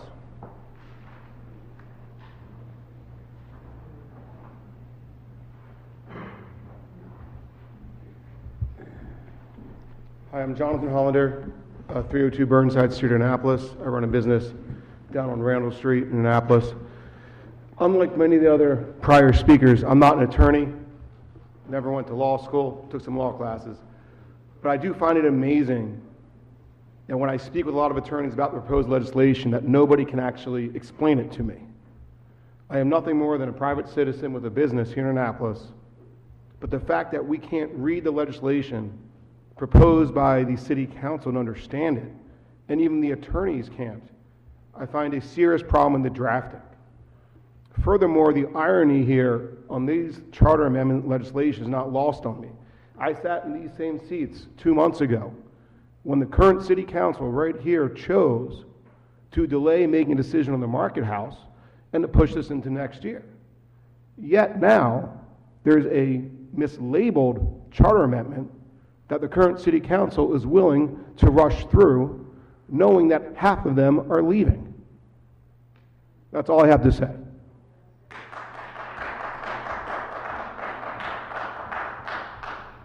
Is there anyone else? All right. I want to thank everyone for coming out tonight to speak on this issue. Declare the public hearing on this closed. Madam City Attorney. Mr. Mayor, the next public hearing is for ordinance O-2617, zoning district boundary adjustments. Has anybody signed up? Nobody was signed up to speak. If you'd like to address the council, now is your opportunity. Seeing no motion, I declare the public hearing on O-2617 closed. Madam City Attorney. Mr. Mayor, the next item for public hearing is ordinance O-3417, approvals of exterior changes in the historic district. I want to go back for the previous hearing.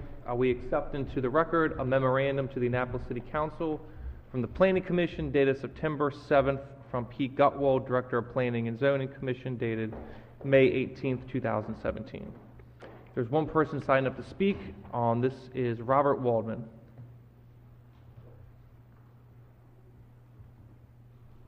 We on 034. Good evening, ladies, gentlemen, Mr. Mayor. My name is Robert Waldman. I live at 1001 Poplar Avenue. And I must say that this has been a most emotional and enlightening evening. What I have to speak on seems trivial compared to what we heard earlier. I just have a few reactions in comparison to what I'm about to talk about, and that is that there is a tremendous amount that is going on, and there's tremendous pressures. And I was very proud to be a member of this community this evening and to hear things like the workforce development, which is one of the three legs of the stool, jobs, education, health, home. I was very proud of the police department and the actions that they're taking. They seem practical and they seem efficient, and I was really proud to hear from the Eastport Civic Association, not only in their concrete suggestions, but also in their support of the Drum and Bugle Corps. And so now I would like to move on to what I'm here for, which is this ordinance which it intends to fix something in the Historic Preservation District Code having to do with exterior changes to buildings. First, I want to say that I had the pleasure of being involved in a very wide-ranging discussion before the Planning Commission on this very issue. 3 of the 5 members of the commission who were present that evening didn't feel like they could wade into it, that they weren't lawyers, as Mr. Hollander mentioned. But 2 of us had pretty strong feelings that about this proposed ordinance. And I also want to make clear, the second thing I want to make clear is that I'm not here in any way to detract or diminish the authority of the Historic Preservation Commission. To the contrary. My purpose here tonight is to support it, to clarify it, and to protect it and the city from future litigation. It's my only purpose here. The ordinance arises from an observation that was made by Judge McKenna of the District Court, who heard the appeal of an issue that arose over an exterior change to a building on West Street.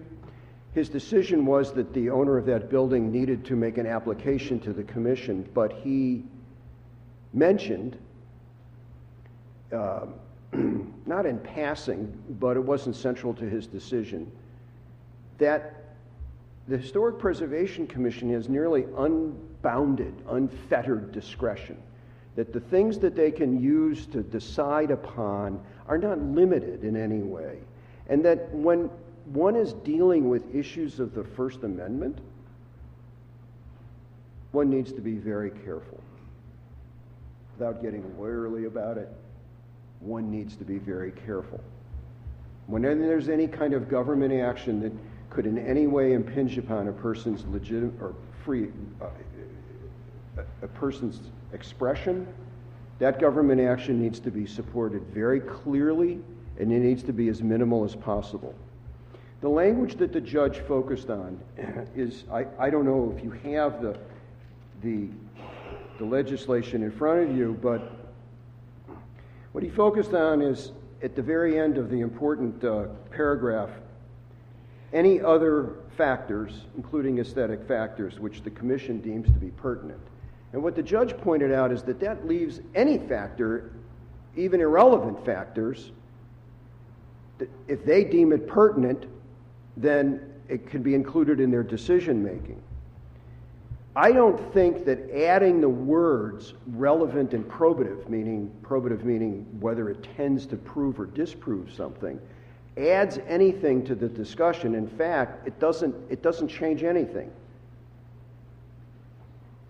What the commission deems to be pertinent is presumably relevant and probative in their eyes. But it could be anything, any factor. And that's what the judge keyed in on. Factors that are really irrelevant, but if they deem it pertinent, then suddenly it becomes relevant and probative. Simply adding the words relevant and probative doesn't make their factors relevant and probative. Can I have 30 seconds? Thank you. There are, in the rest of the paragraph, there are a number of objective, clearly stated factors upon which a decision can be made and should be made, and not upon purely subjective factors such as, and I include, aesthetic factors. Because beauty is in the eye of the beholder, and if the commission says, we don't like that exterior change because it offends our aesthetic sensibilities, this legislation says that's okay. And it's not okay. And I can guarantee you that some enterprising attorney, backed by some well-heeled client, is going to drive a truck through the hole that's being created here by simply adding relevant and probative. Doesn't make it relevant and probative, and by including aesthetic doesn't make it something that we can rely upon in a First Amendment situation, and the city could be paying enormous legal fees if this thing ends up at the Court of Appeals. My suggestion is strike the very last clause from the semicolon all the way to the end and leave it with objective, concrete, practical, simple factors. Thank you for the time. Thank you. Alderman Kendall Charles. I may be out of order here, but it's something I have to say. And I normally don't try to get involved in personal matters, but I just can't sit here and let this go by. And this is no disparagement to anyone. And I know at some point we're going to do this as a body anyway. But I would like to sit here and thank Alderman Joe Budge for the service that he has provided to this city. Alderman Budge, when he comes to me with a piece of legislation or whatever it has been totally researched, investigated, and vetted. And I'm speaking for myself. I can't speak for anyone else. Only myself. And I wouldn't sit here, and everybody who knows me would not sit here and say this if it wasn't the truth. Now, you can shake your head or whatever, but I'm speaking on a personal level like everybody else in here speaks on a personal level. That's what I've got to say about Alderman Budge. Whether you agree with me or not, it doesn't matter. Whether you agree with me or not, it doesn't matter to me. I know how I have to live with myself. If I can't get up in the mornings and look at myself in the face, then there's something wrong. And I'm not going to sit here and let this go by. This is me speaking, Alderwoman Pendell Charles from Ward 3. I cannot speak for anyone else. Number 2, as the Alderman of Ward 3, I'd like to sit here and thank Ms. Sharon Kennedy for the work that she's done to help us in Ward 3 on many projects. I would like to thank her publicly for what she has done to support Ward 3. I can only speak for myself. Thank you very much.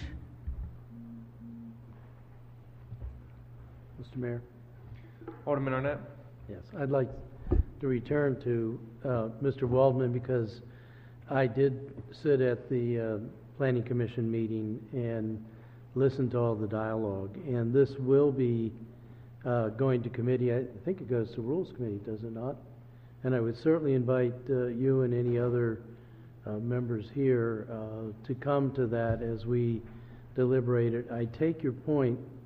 I do have some concerns about things that could arise that aren't in the enumerated list and how you deal with those. I also understand your point on the aesthetics and how that is in the eye of the beholder and therefore very hard for governmental bodies to grapple with it. So this is the public hearing, and we've heard from you. There are more opportunities for all of you to come and speak to this issue when it gets to committee. Mr. Mayor, I believe I was signed in for this bill. It may not be on your list, but I did sign in on it. If I may, my name is David Frankel. Again, I am a candidate for City Council. I live at 929 King James Landing Road. I'm running from Ward 7, Bayside. However, I am speaking this evening as a private citizen on Ordinance 3417. Before I read my prepared testimony, I just want to thank Alderwoman Pendell Charles for her comments, and if I am lucky enough to be elected to the council, I hope you are my friend on the council. Also, before I get into my prepared comments, I want to mention I was at the trial. I was at every single day of the trial of the tsunami mural. I listened to all of the arguments at that trial. And I just want to express my appreciation to the city attorney, Gary Elson, who did a remarkable job arguing the case, and to Joe Gromley, who was representing the other side in that case, and to the judge who listened to these arguments for 3 days and kept his patience and did a remarkable job. It was just terrific to see all these parties and branches of government working together. The thing is, though, we don't want to get bit in the butt again. And that could happen with this bill. It could lead the city once again into wasteful litigation. Judge McKenna told us in the tsunami mural case that it is unconstitutional to use vague, ghost-like terms in our preservation law. That law, like any law, must be specific enough to give folks due process.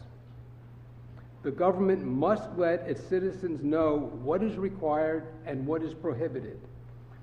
There already are almost a dozen items in the law for the Historic Preservation Commission to consider. This ordinance adds a new ghost-like item called anything relevant or probative. That is not very specific.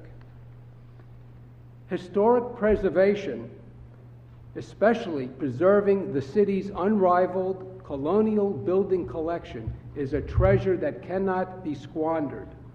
Folks interested in preserving that history also cannot squander the goodwill of taxpayers who foot the bill. Richard Moe, who led the National Trust for Historic Preservation, said, "We must avoid the kind of unwarranted rigidity that can cripple our efforts by destroying our credibility and robbing us of public support." He added, "Our goal is to use preservation to create and enhance livable communities for everyone. The rule of reason should be our guide." I suggest that the council follow that advice. I am a former Assistant Attorney General. I represented, among other agencies, the Maryland Historical Trust. I would be happy to assist in developing reasonable language, even if not elected. And just as an aside, I would point out, this is the third time I've testified tonight. It takes a lot of time to do this kind of work. And I'm happy that I'm able to offer full time to the city services if I'm elected. Thank you. Thank you.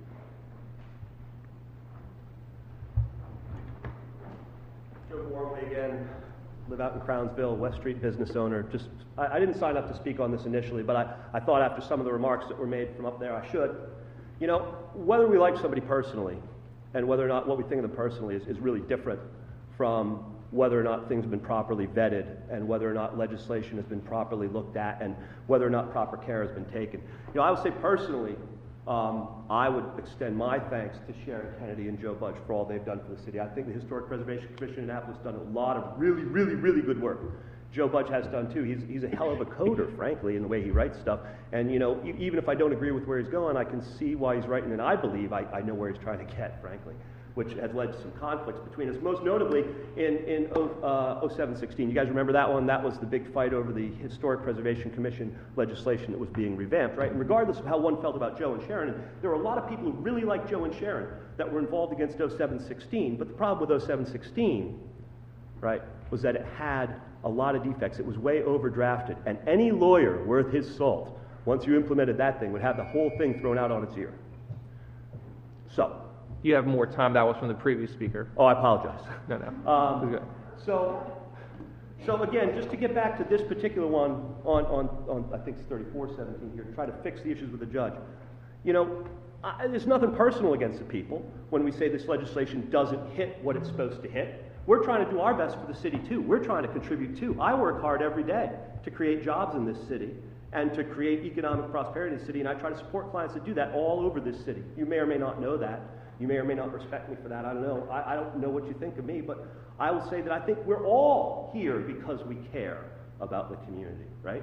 And I personally think, you know, there's some really good people here, but whether or not, you know, Mike, the mayor and I, you know, don't see eye to eye on a lot of issues, but I think he's a good guy, you know, and I mean, he understands that I'm opposing him politically. But anyway, so it shouldn't be personal.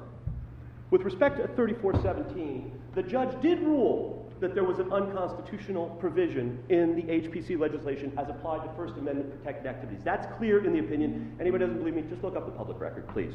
The judge says unlimited discretion, right, in a licensing arrangement where you have to get pre-approval for speech is unconstitutional. The reviewing agency has to rely on a set of criteria so that a reviewing judge will know whether or not the agency has properly reviewed the application. You can't just have general comment on whether or not a citizen gets to speak, right, on a licensing statute. And so the judge said, and I think Mr. Waldman's entirely right, you have to delete those words if you're applying it to First Amendment activity, right? That's the only fix. And then you have a set of criteria. Now, in this particular case, right, that we're talking about the fix here, I was the lawyer, as many people know, for JKB LLC, defending the painting on that building. And you know, we went through the case, and I don't think anybody from the city expected me to get a district court judge to rule that part of the HPC law was unconstitutional as applied to this activity. I don't think anybody ever expected that. But once they did, the judge ruled, A, that they couldn't apply that part of the statute to us in our application. The judge did say we had to apply, but he said they can't apply that part of the statute against you guys in that application. That is unconstitutional and unenforceable as applied to First Amendment activity. So that, the law of the case there said that. The judge also said any review has to be content neutral. That is, you can't talk about the content of any mural or any painting, right? So that applied to us. Now with this provision here, right, the city is saying, well, there was no real need to change the statute because the judge didn't find anything that was unconstitutional. But then why do anything, right? Why really do anything? It's just window dressing if you don't have to do anything. If you want to acknowledge the constitutional problems, as Mr. Waldman said, you should, and you should fix them. Because if you don't, in this particular case, how it settled out is the city, seeing that the district court judge was willing to rule part of the statute was unconstitutional, knew it was only going to get worse. It goes up the chain. And any lawyer out here knows that. On appeal, I'm going to get even more, and on appeal of that, where the district court judge found an unconstitutional issue with this statute, I'm going to get even more, particularly the First Amendment case. So the city said, go in, put your application in, and we did. It was settled, it was fine. There was no comment on the content. But again, if you don't want another lawyer to succeed on that even more than I did, you got to fix the actual stuff. Thank you. Is there anyone else? Please come forward.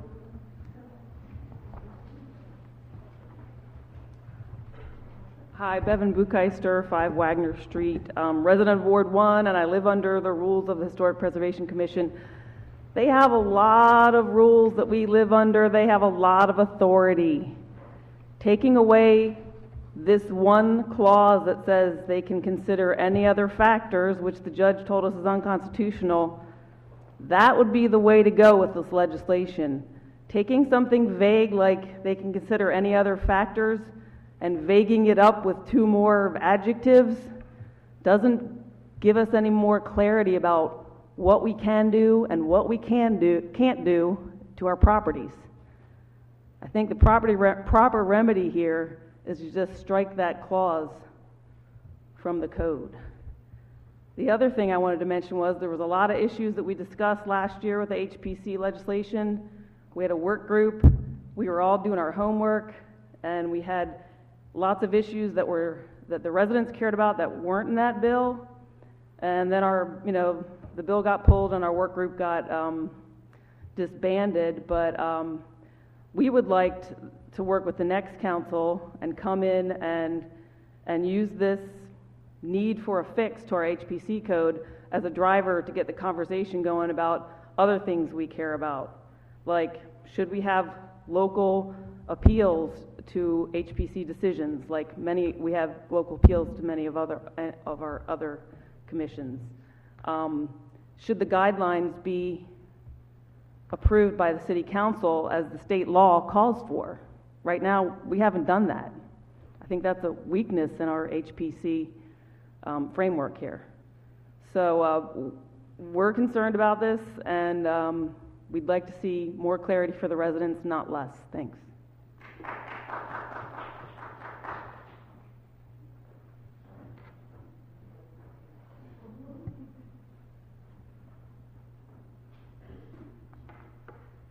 I continue to be McShane Glover, living at 124.5 Archwood Avenue, Annapolis 21401. And I did send you by email a copy of the testimony that I gave before the Planning Commission on this particular piece of legislation. I hope you got it. If you did not, please let me know and I'll be happy to resend it. I don't think I have anything particularly useful to add to what has been said before beyond trying to say that I really feel this boils down to one simple fact, and that was the judge's part, where the judge said, it is HPC's open-ended and limitless discretion in determining factors that is the issue. You can add all the adjectives you want, but as long as HPC is the only body deciding what those adjectives means and what the factors are, this fits the description of unconstitutional. This judge has given you a notice that you've got, if it were traffic, he would be saying, you got a bad intersection, guys, you're going to have an accident, do something about it. So we urge you to do something about it, but not this. Thank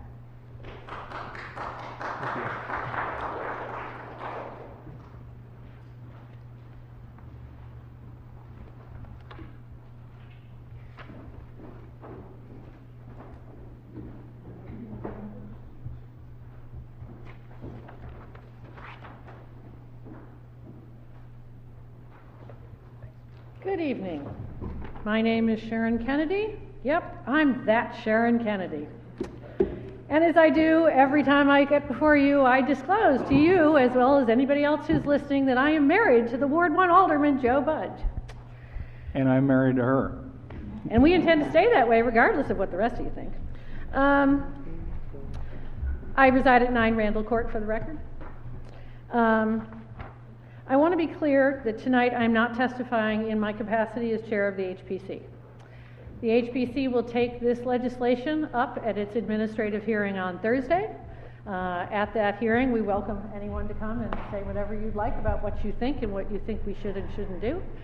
We will write a written opinion and submit it to the council after that work session. But I wanted to, as my grandmother used to say, what's good for the goose is good for the gander sometimes. And there's been a lot of conversation about Judge McKenna's decision. So here are some excerpts from his decision that folks haven't mentioned yet, relating to the word aesthetics. And I've highlighted the important part. This court concludes that the factors including aesthetic factors set out in subsection 2156.060A, the same clause cited by the folks you just heard from, of the Annapolis City Code constitute a legitimate and significant governmental interest related to content and message. And I quote, "The court finds that the regulations contained in section 2156.060A are content neutral.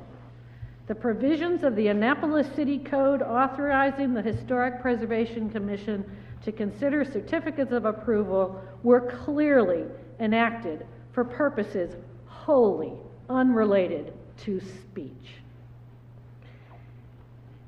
The favorite, "We have a confusing code." And I quote, "The court concludes that a reasonable person of ordinary intelligence and experience will understand that an application for a certificate of approval is necessary for an alteration in the form of a mural created on the entire side of a building in the Annapolis Historic District." To further correct the record, Ms. Buchheister stated to this council that the current guidelines that we operate under have not been approved by council. That is simply an error of fact. The design guidelines were developed, presented to this council, and approved in due course. Any questions? Thanks.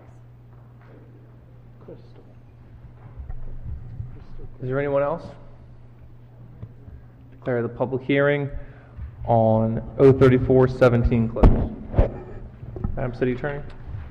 Mr. Mayor, the next item for public hearing is ordinance I made a mistake on that. The public hearing on 034-17 is to be left open until October the 9th, 2017 for the purpose of accepting the Planning Commission's finding, and if I can go back as well, to leave CA 217 open until October the 9th as well. Madam City Attorney.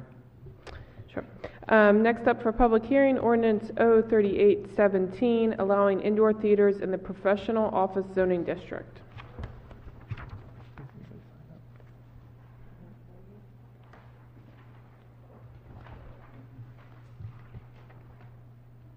Mary Brown.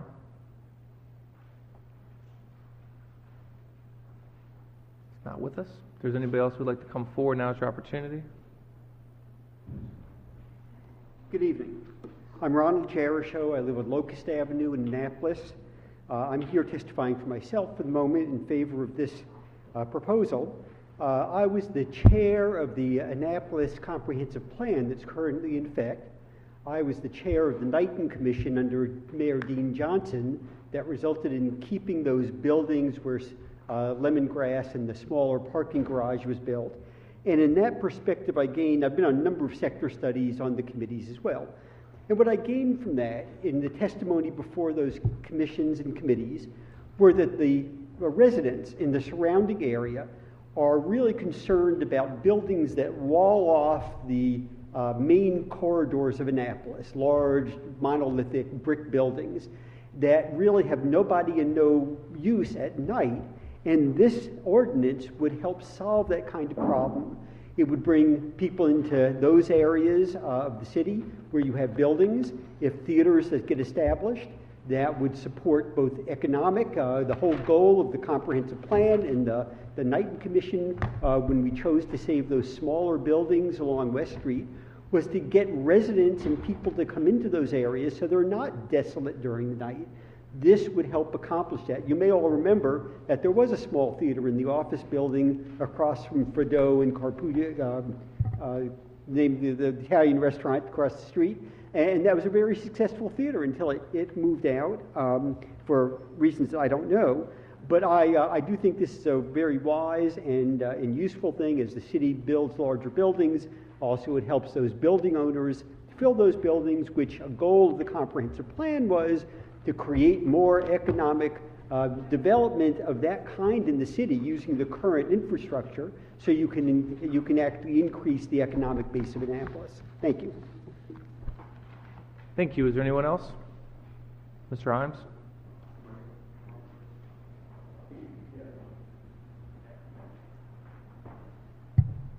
I'm sorry, I didn't sign up, but I'll keep it very brief. The Planning Commission held a really extensive and deep discussion on this issue. We heard from Alderwoman Pindell Charles, incorporated, there's an important amendment that we solidly behind, and we changed. I thought the one addition that we made that's very useful is to sort of differentiate between smaller theaters of less than 100 seats and theaters of more than 100 seats. And we definitely understood two things. The fears of some neighborhoods that suddenly they'll have a multi-cinema, and that's not really what this is about. And secondly, that the theaters are really an engine of life and of economic and intellectual activity. And Annapolis has a lot of theater activity, and this is a modest way of encouraging it. So we supported it in its present form. Thank you, Mr. Walden. Mr. Imes, I must have some comments. And I have a question for Dr. Nash.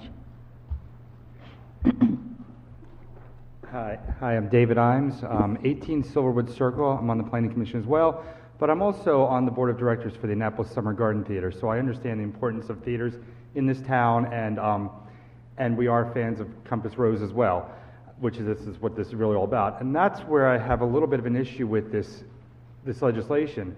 This legislation was pretty much put in place to help one person, one entity out, and it's kind of a broad legislation that we were concerned about any problems, unforeseen circumstances down the line. I think it's a great thing, but I hesitate on having you approve legislation that may have unintended consequences, and that's why I think I'm really in support of the amendment that Mr. Waldman referred to. Thank you. If there's no one else, I declare the public hearing left open until October the 9th for the purpose of accepting the Planning Commission's findings. Alderwoman Pindell Charles?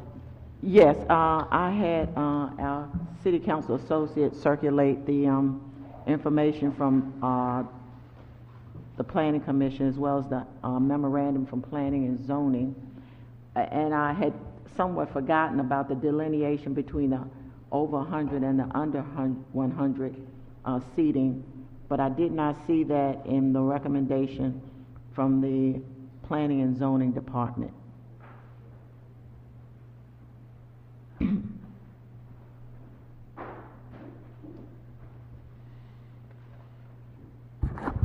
Good evening, Sally Nash. That recommendation arose during the Planning Commission meeting, so it will be part of their findings. However, they have not signed their findings yet. Okay, thank you very much. Madam City Attorney?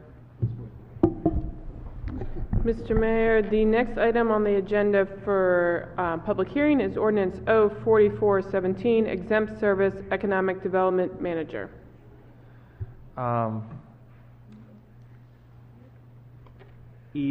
I can't pronounce the last name if they're still here. Anybody like to come forward? Now's your chance. Seeing no motion, I declare the public hearing on O4417 closed. Madam City Attorney. Mr. Mayor, the next item on the agenda for public hearing is ordinance O4517, garbage and refuse collection at food handling establishments. Nobody was signed up in advance. Now is your opportunity to address this council. Seeing no movement, I declare the public hearing on O4517 closed. Madam City Attorney. Mr. Mayor, the next item on the agenda for public hearing is ordinance O4617, temporary Class C alcoholic beverage license theaters. Ron Jerishaw and Donald Hyken. Good evening. I'm Ronald Jerishaw. I live on Locust Avenue in Annapolis, but I'm here testifying on this bill as the attorney, pro bono attorney for Annapolis Shakespeare Company. We proposed this bill to the city mayor, and the mayor and his staff were kind enough to take it up, and we met with them and talked about it.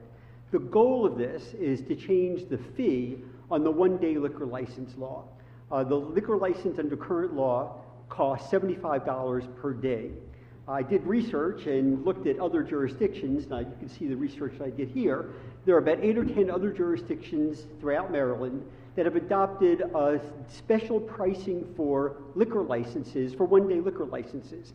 The city is empowered to set the fee for the liquor licenses. And thus, we were proposing, as does the Montgomery County, on which this ordinance and the resolution were patterned, to propose a $100 per year license fee. And that's what Montgomery County charges. And so we tried to put it so it would benefit the small theaters in the city of Annapolis, much like Montgomery County has. So we proposed that it would apply only, well, first of all, let me explain. A one-day liquor license under state law applies to something called a club.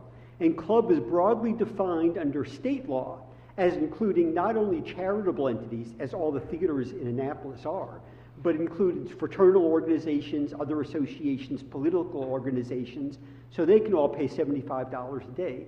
But for a small theater, like we have in Annapolis, where they might only get 50 people attending a performance, it's too risky to pay $75 for a liquor license because you might only get 5 people who buy alcohol at the performance. Therefore, having the $100 per year makes sense if you're a charitable entity, that is a 501c3, which is one of the categories under a club. You're putting on a live actor performances, so we're not talking about movie theaters, we're not talking about nightclubs, we're talking about live actors in a venue that's under 200 people, 200 seats. And that's similar to what the other jurisdictions around the state have adopted, those criteria. And therefore, it becomes affordable for Annapolis Summer Garden Theater, for Annapolis Shakespeare, for Compass Rose, for Colonial Players, and I understand Maryland Hall is building a small black box theater, to afford to have a liquor license because that will both, and all these 501c3 theaters work on a very tight budget. I mean, some lose money, some make money, but very small. They're all charitable. They're not stockholders. Nobody privately is benefiting. And so the goal of this is to permit them to offer something that will permit the competition with other theaters in Baltimore and Washington, as well as some other benefits. I have Donald Hyken here, who's a member of the board. He's a renowned director who's on Annapolis Shakespeare's board. He's going to talk a little bit about the justification for this. And Carolyn Kirby, the president of the board of Annapolis Summer Garden Theater, was here. She didn't feel well. She gave me a note to explain that she was going to testify in support of this. She and her board talked about it. The board endorsed it, and she was going to testify. The board of the Summer Garden Theater was going to have her testify in favor of it. I'll close with this. If you haven't seen, one other factor. I know this is going to the Finance Committee. I did an analysis on what's the economic loss or gain for the city of Annapolis. There is, first of all, the theaters don't buy the liquor licenses except for an occasion, but if they bought the $75 per performance per day liquor license for all the performance days on which the theaters have performance, it would equal about $2,000 of income for the city of Annapolis. You don't get that income now because they don't buy them. So we're not talking about a big economic impact to going to $100 per year for this license. So with that, I'll encourage you to look at the one-page summary that you have in your materials that the city put together. It fairly summarizes what this is all about. And I'll just encourage you before Donald Hicken comes up. Annapolis Shakespeare, if you're not aware, built a new theater on West Street, just opened a month ago. It is comparable to any theater in Baltimore or Washington. It's got under 200 seats. Annapolis Shakespeare attracts people from Washington and Baltimore to its performances. Donald Hicken will talk about the economic impact it has and benefit to the city. But as the bottom line is, I encourage you to go over and look at it. It's where the old Sandy Spring Bank building is, across the street from the Honda, across the street from the Taco Bell. Thank you very much. Alderman Budge? Mr. Jericho? Yes, sir. A couple of questions for you. First of all, if there's a $100 fee for a year, how does that sync up with the one-day licenses? So, the way the state law is functioned, and you probably are familiar with a one-day liquor license under state law you can get for 7 days. So that means you can't, and we're not talking about changing that, but you can't change that. But we are talking about charging $5 per day until you get to your $100 limit, and then effectively you don't pay again for the license fee because you've paid your $100 for the year. Okay. And secondly, in the ordinance, the last point in the ordinance says that the fee shall be set forth in the fee schedule and is subject to amendment. Is it your intention that that be subject to amendment as part of the fee schedule? Yes. By council resolution? So that is there are two things. We're meeting with the city, with the mayor, who was kind enough, and I thank the mayor to get right on top of this. I met with the mayor, the city manager, their attorney, the city attorney, acting city attorney, and other representatives of the mayor's office, and we talked about that. So I had proposed just changing the fee per your resolution on the annual budget. It was felt, and we determined that you really had to create a definition that, because of the way the fee schedule is set up, to have categories. It's got a one-day license. So what we're talking about is having a one-day license for theaters, a one-day license for others. That would get it for the $75 per day. But so there is a resolution to change the budget, because that's how you set the fees. But there's a change in the ordinance, changes the definitional section that says if you meet these criteria as a club defined by state law, then you can qualify for the special pricing set by the budget. Thank you. Can I answer any more questions? Thank you very much. Thank you.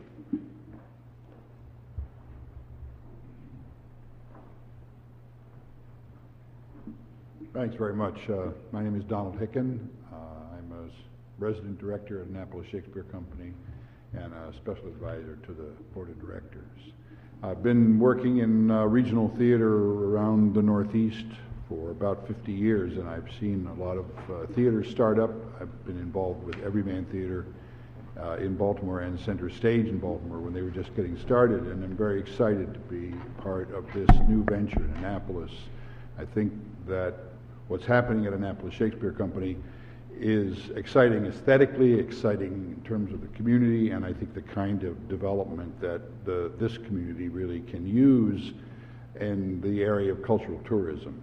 We're already seeing people coming from Baltimore, Washington, Northern Virginia, Delaware, as far away as Pennsylvania to avail themselves of the quality productions at Annapolis Shakespeare. And so I really feel that this is a chance for Annapolis to have a major cultural destination, a regional theater as they're known, and I think the city is ready for it. The new theater is very exciting. What this ordinance would do, what this bill will do, is give these small emerging theaters and Annapolis Shakespeare Company a little room to grow. The savings that it will generate will be passed on to the artistic staff, to the production values, to getting the word out, to publicity, to reaching out into the region to make it that regional destination that we want. I think most people, Richard Florida in the Emergence of the Culture class says that the arts are the primary engine of economic development. in most municipalities, and certainly in neighborhoods. And I think we're seeing it here. So I'm hopeful that this bill will go through and will give Annapolis Shakespeare the kind of energy, commitment, and growth support that it needs in order to accomplish its mission.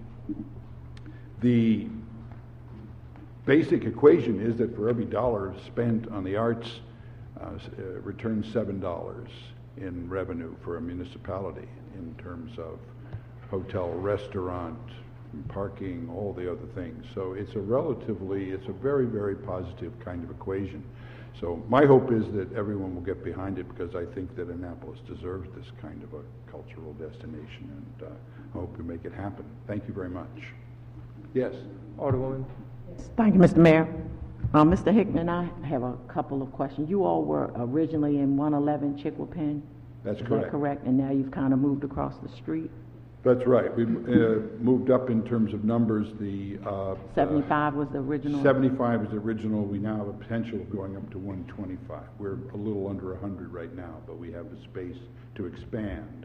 But I think the idea is to grow with the audience. What do you envision selling exactly when it comes to a liquor license?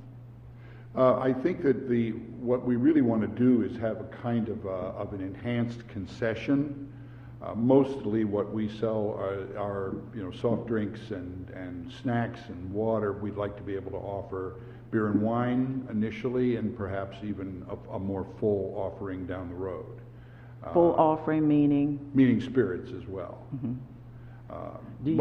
Most of the theaters in this market, like Everyman, Studio in Washington, D.C., Olney Theater over in Montgomery County, those theaters offer a fairly full bar concession for pre-show and intermission sales. Do you all have night shows, but as well matinees during the day? We do have a matinee on Saturday and a matinee on Sunday. We do 4 shows a week. Friday, Saturday, 2 on Saturday and 1 on Sunday afternoon. Have you had an opportunity to read the Upper West Street sector study? No, I haven't. I don't know whether Sally Boyette, who's the founding artistic director, has or not. Are you aware of the number of accidents that are on West Street from, say, Goodwill, Admiral Drive, on up to Route 2?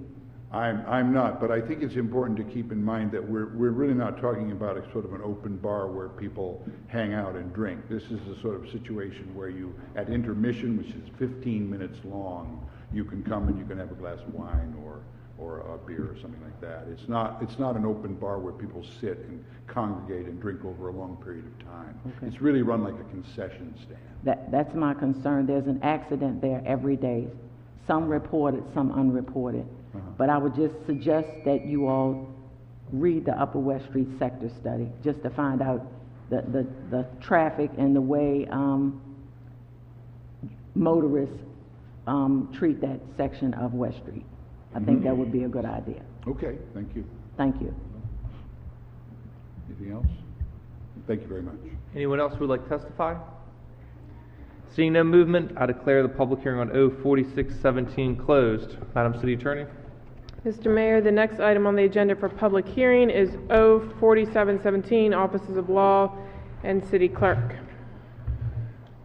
First 3 people signed up to speak: David Frankel, Mr. Gormley, and Joe. I'm not going to try to pronounce your last name because I hate when people butcher mine. Mr. Mayor, David Frankel, with the council's permission, I'd like to incorporate my previous testimony on Charter Amendment 217. Thank you. Mr. Gormley? Mr. Mayor, I'd also like to incorporate my reference, again, my previous testimony, and again, on the Charter Amendment 2A17. And I'd also like to stress, too, again, that with respect to this, none of this is personal, ever. This is just about a difference in opinion about what constitutes good government. And there's a segment of people and voters in this community that believe that when they're voting for a mayor, they're voting for a mayor. And there's a segment of people in this community who believe that there should be no mayor. And the bottom line is, I'm one of the people who thinks there should be a mayor, and whether it's Mike Panelides or Gavin Buckley this time around, that person should have the chance, the full chance, to be the mayor.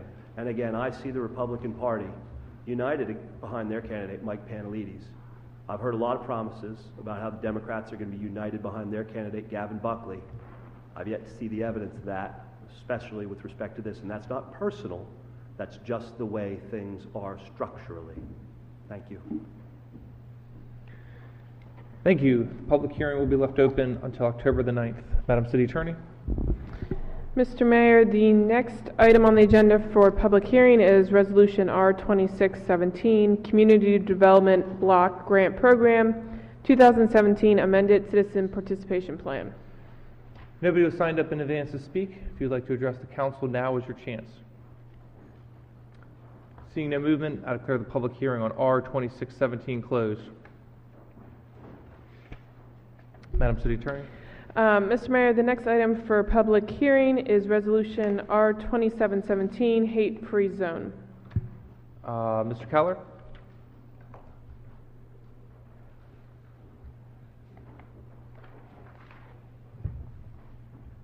Mr. Mayor, members of council, my name is Michael Keller. I reside on Riverview Avenue in Ward 8.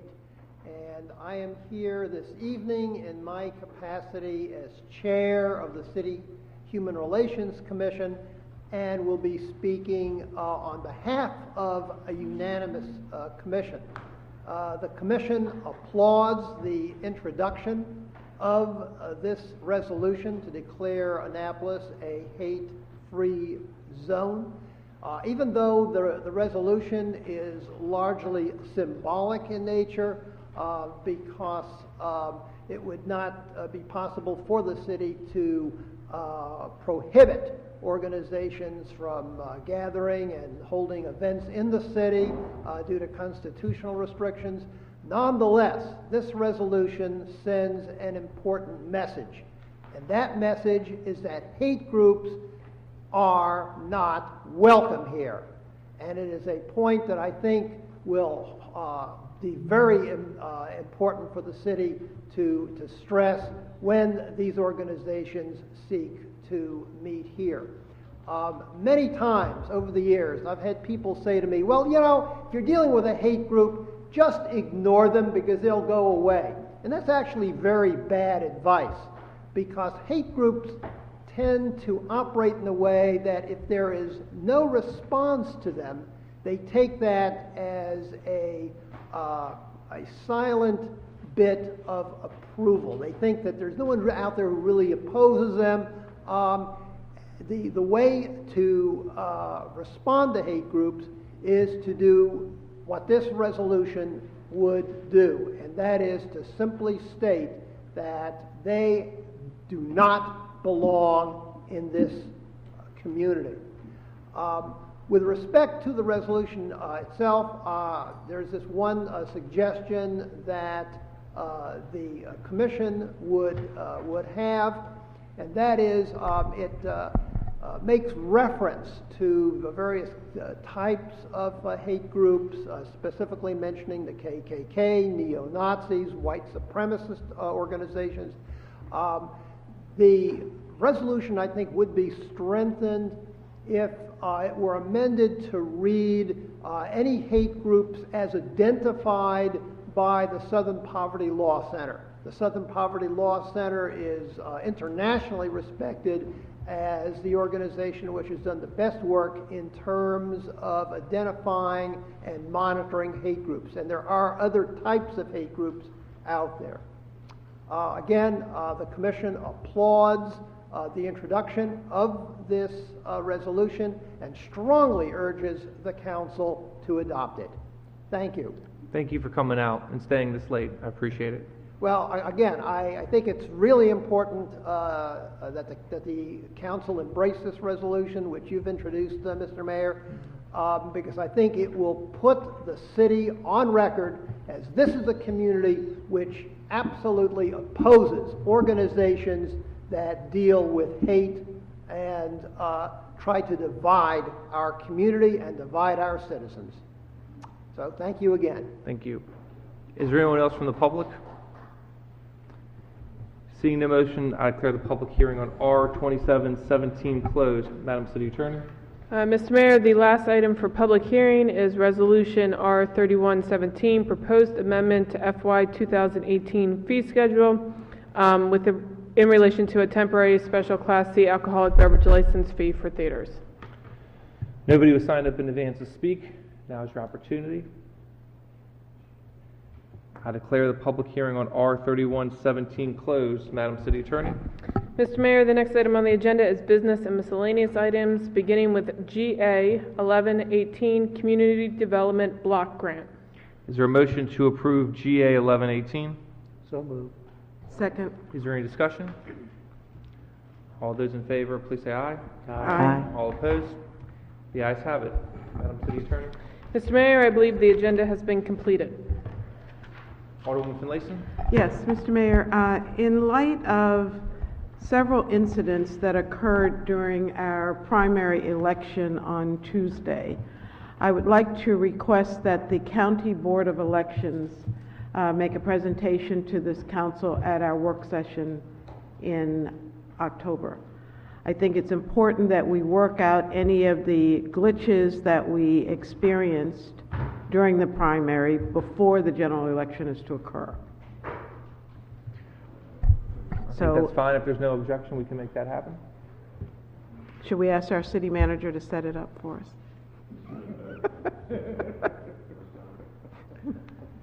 He's researching it right now. I'd entertain a motion to adjourn. Alderman Pan? Mr. Mayor, I would move that we adjourn. Is there a second? Second.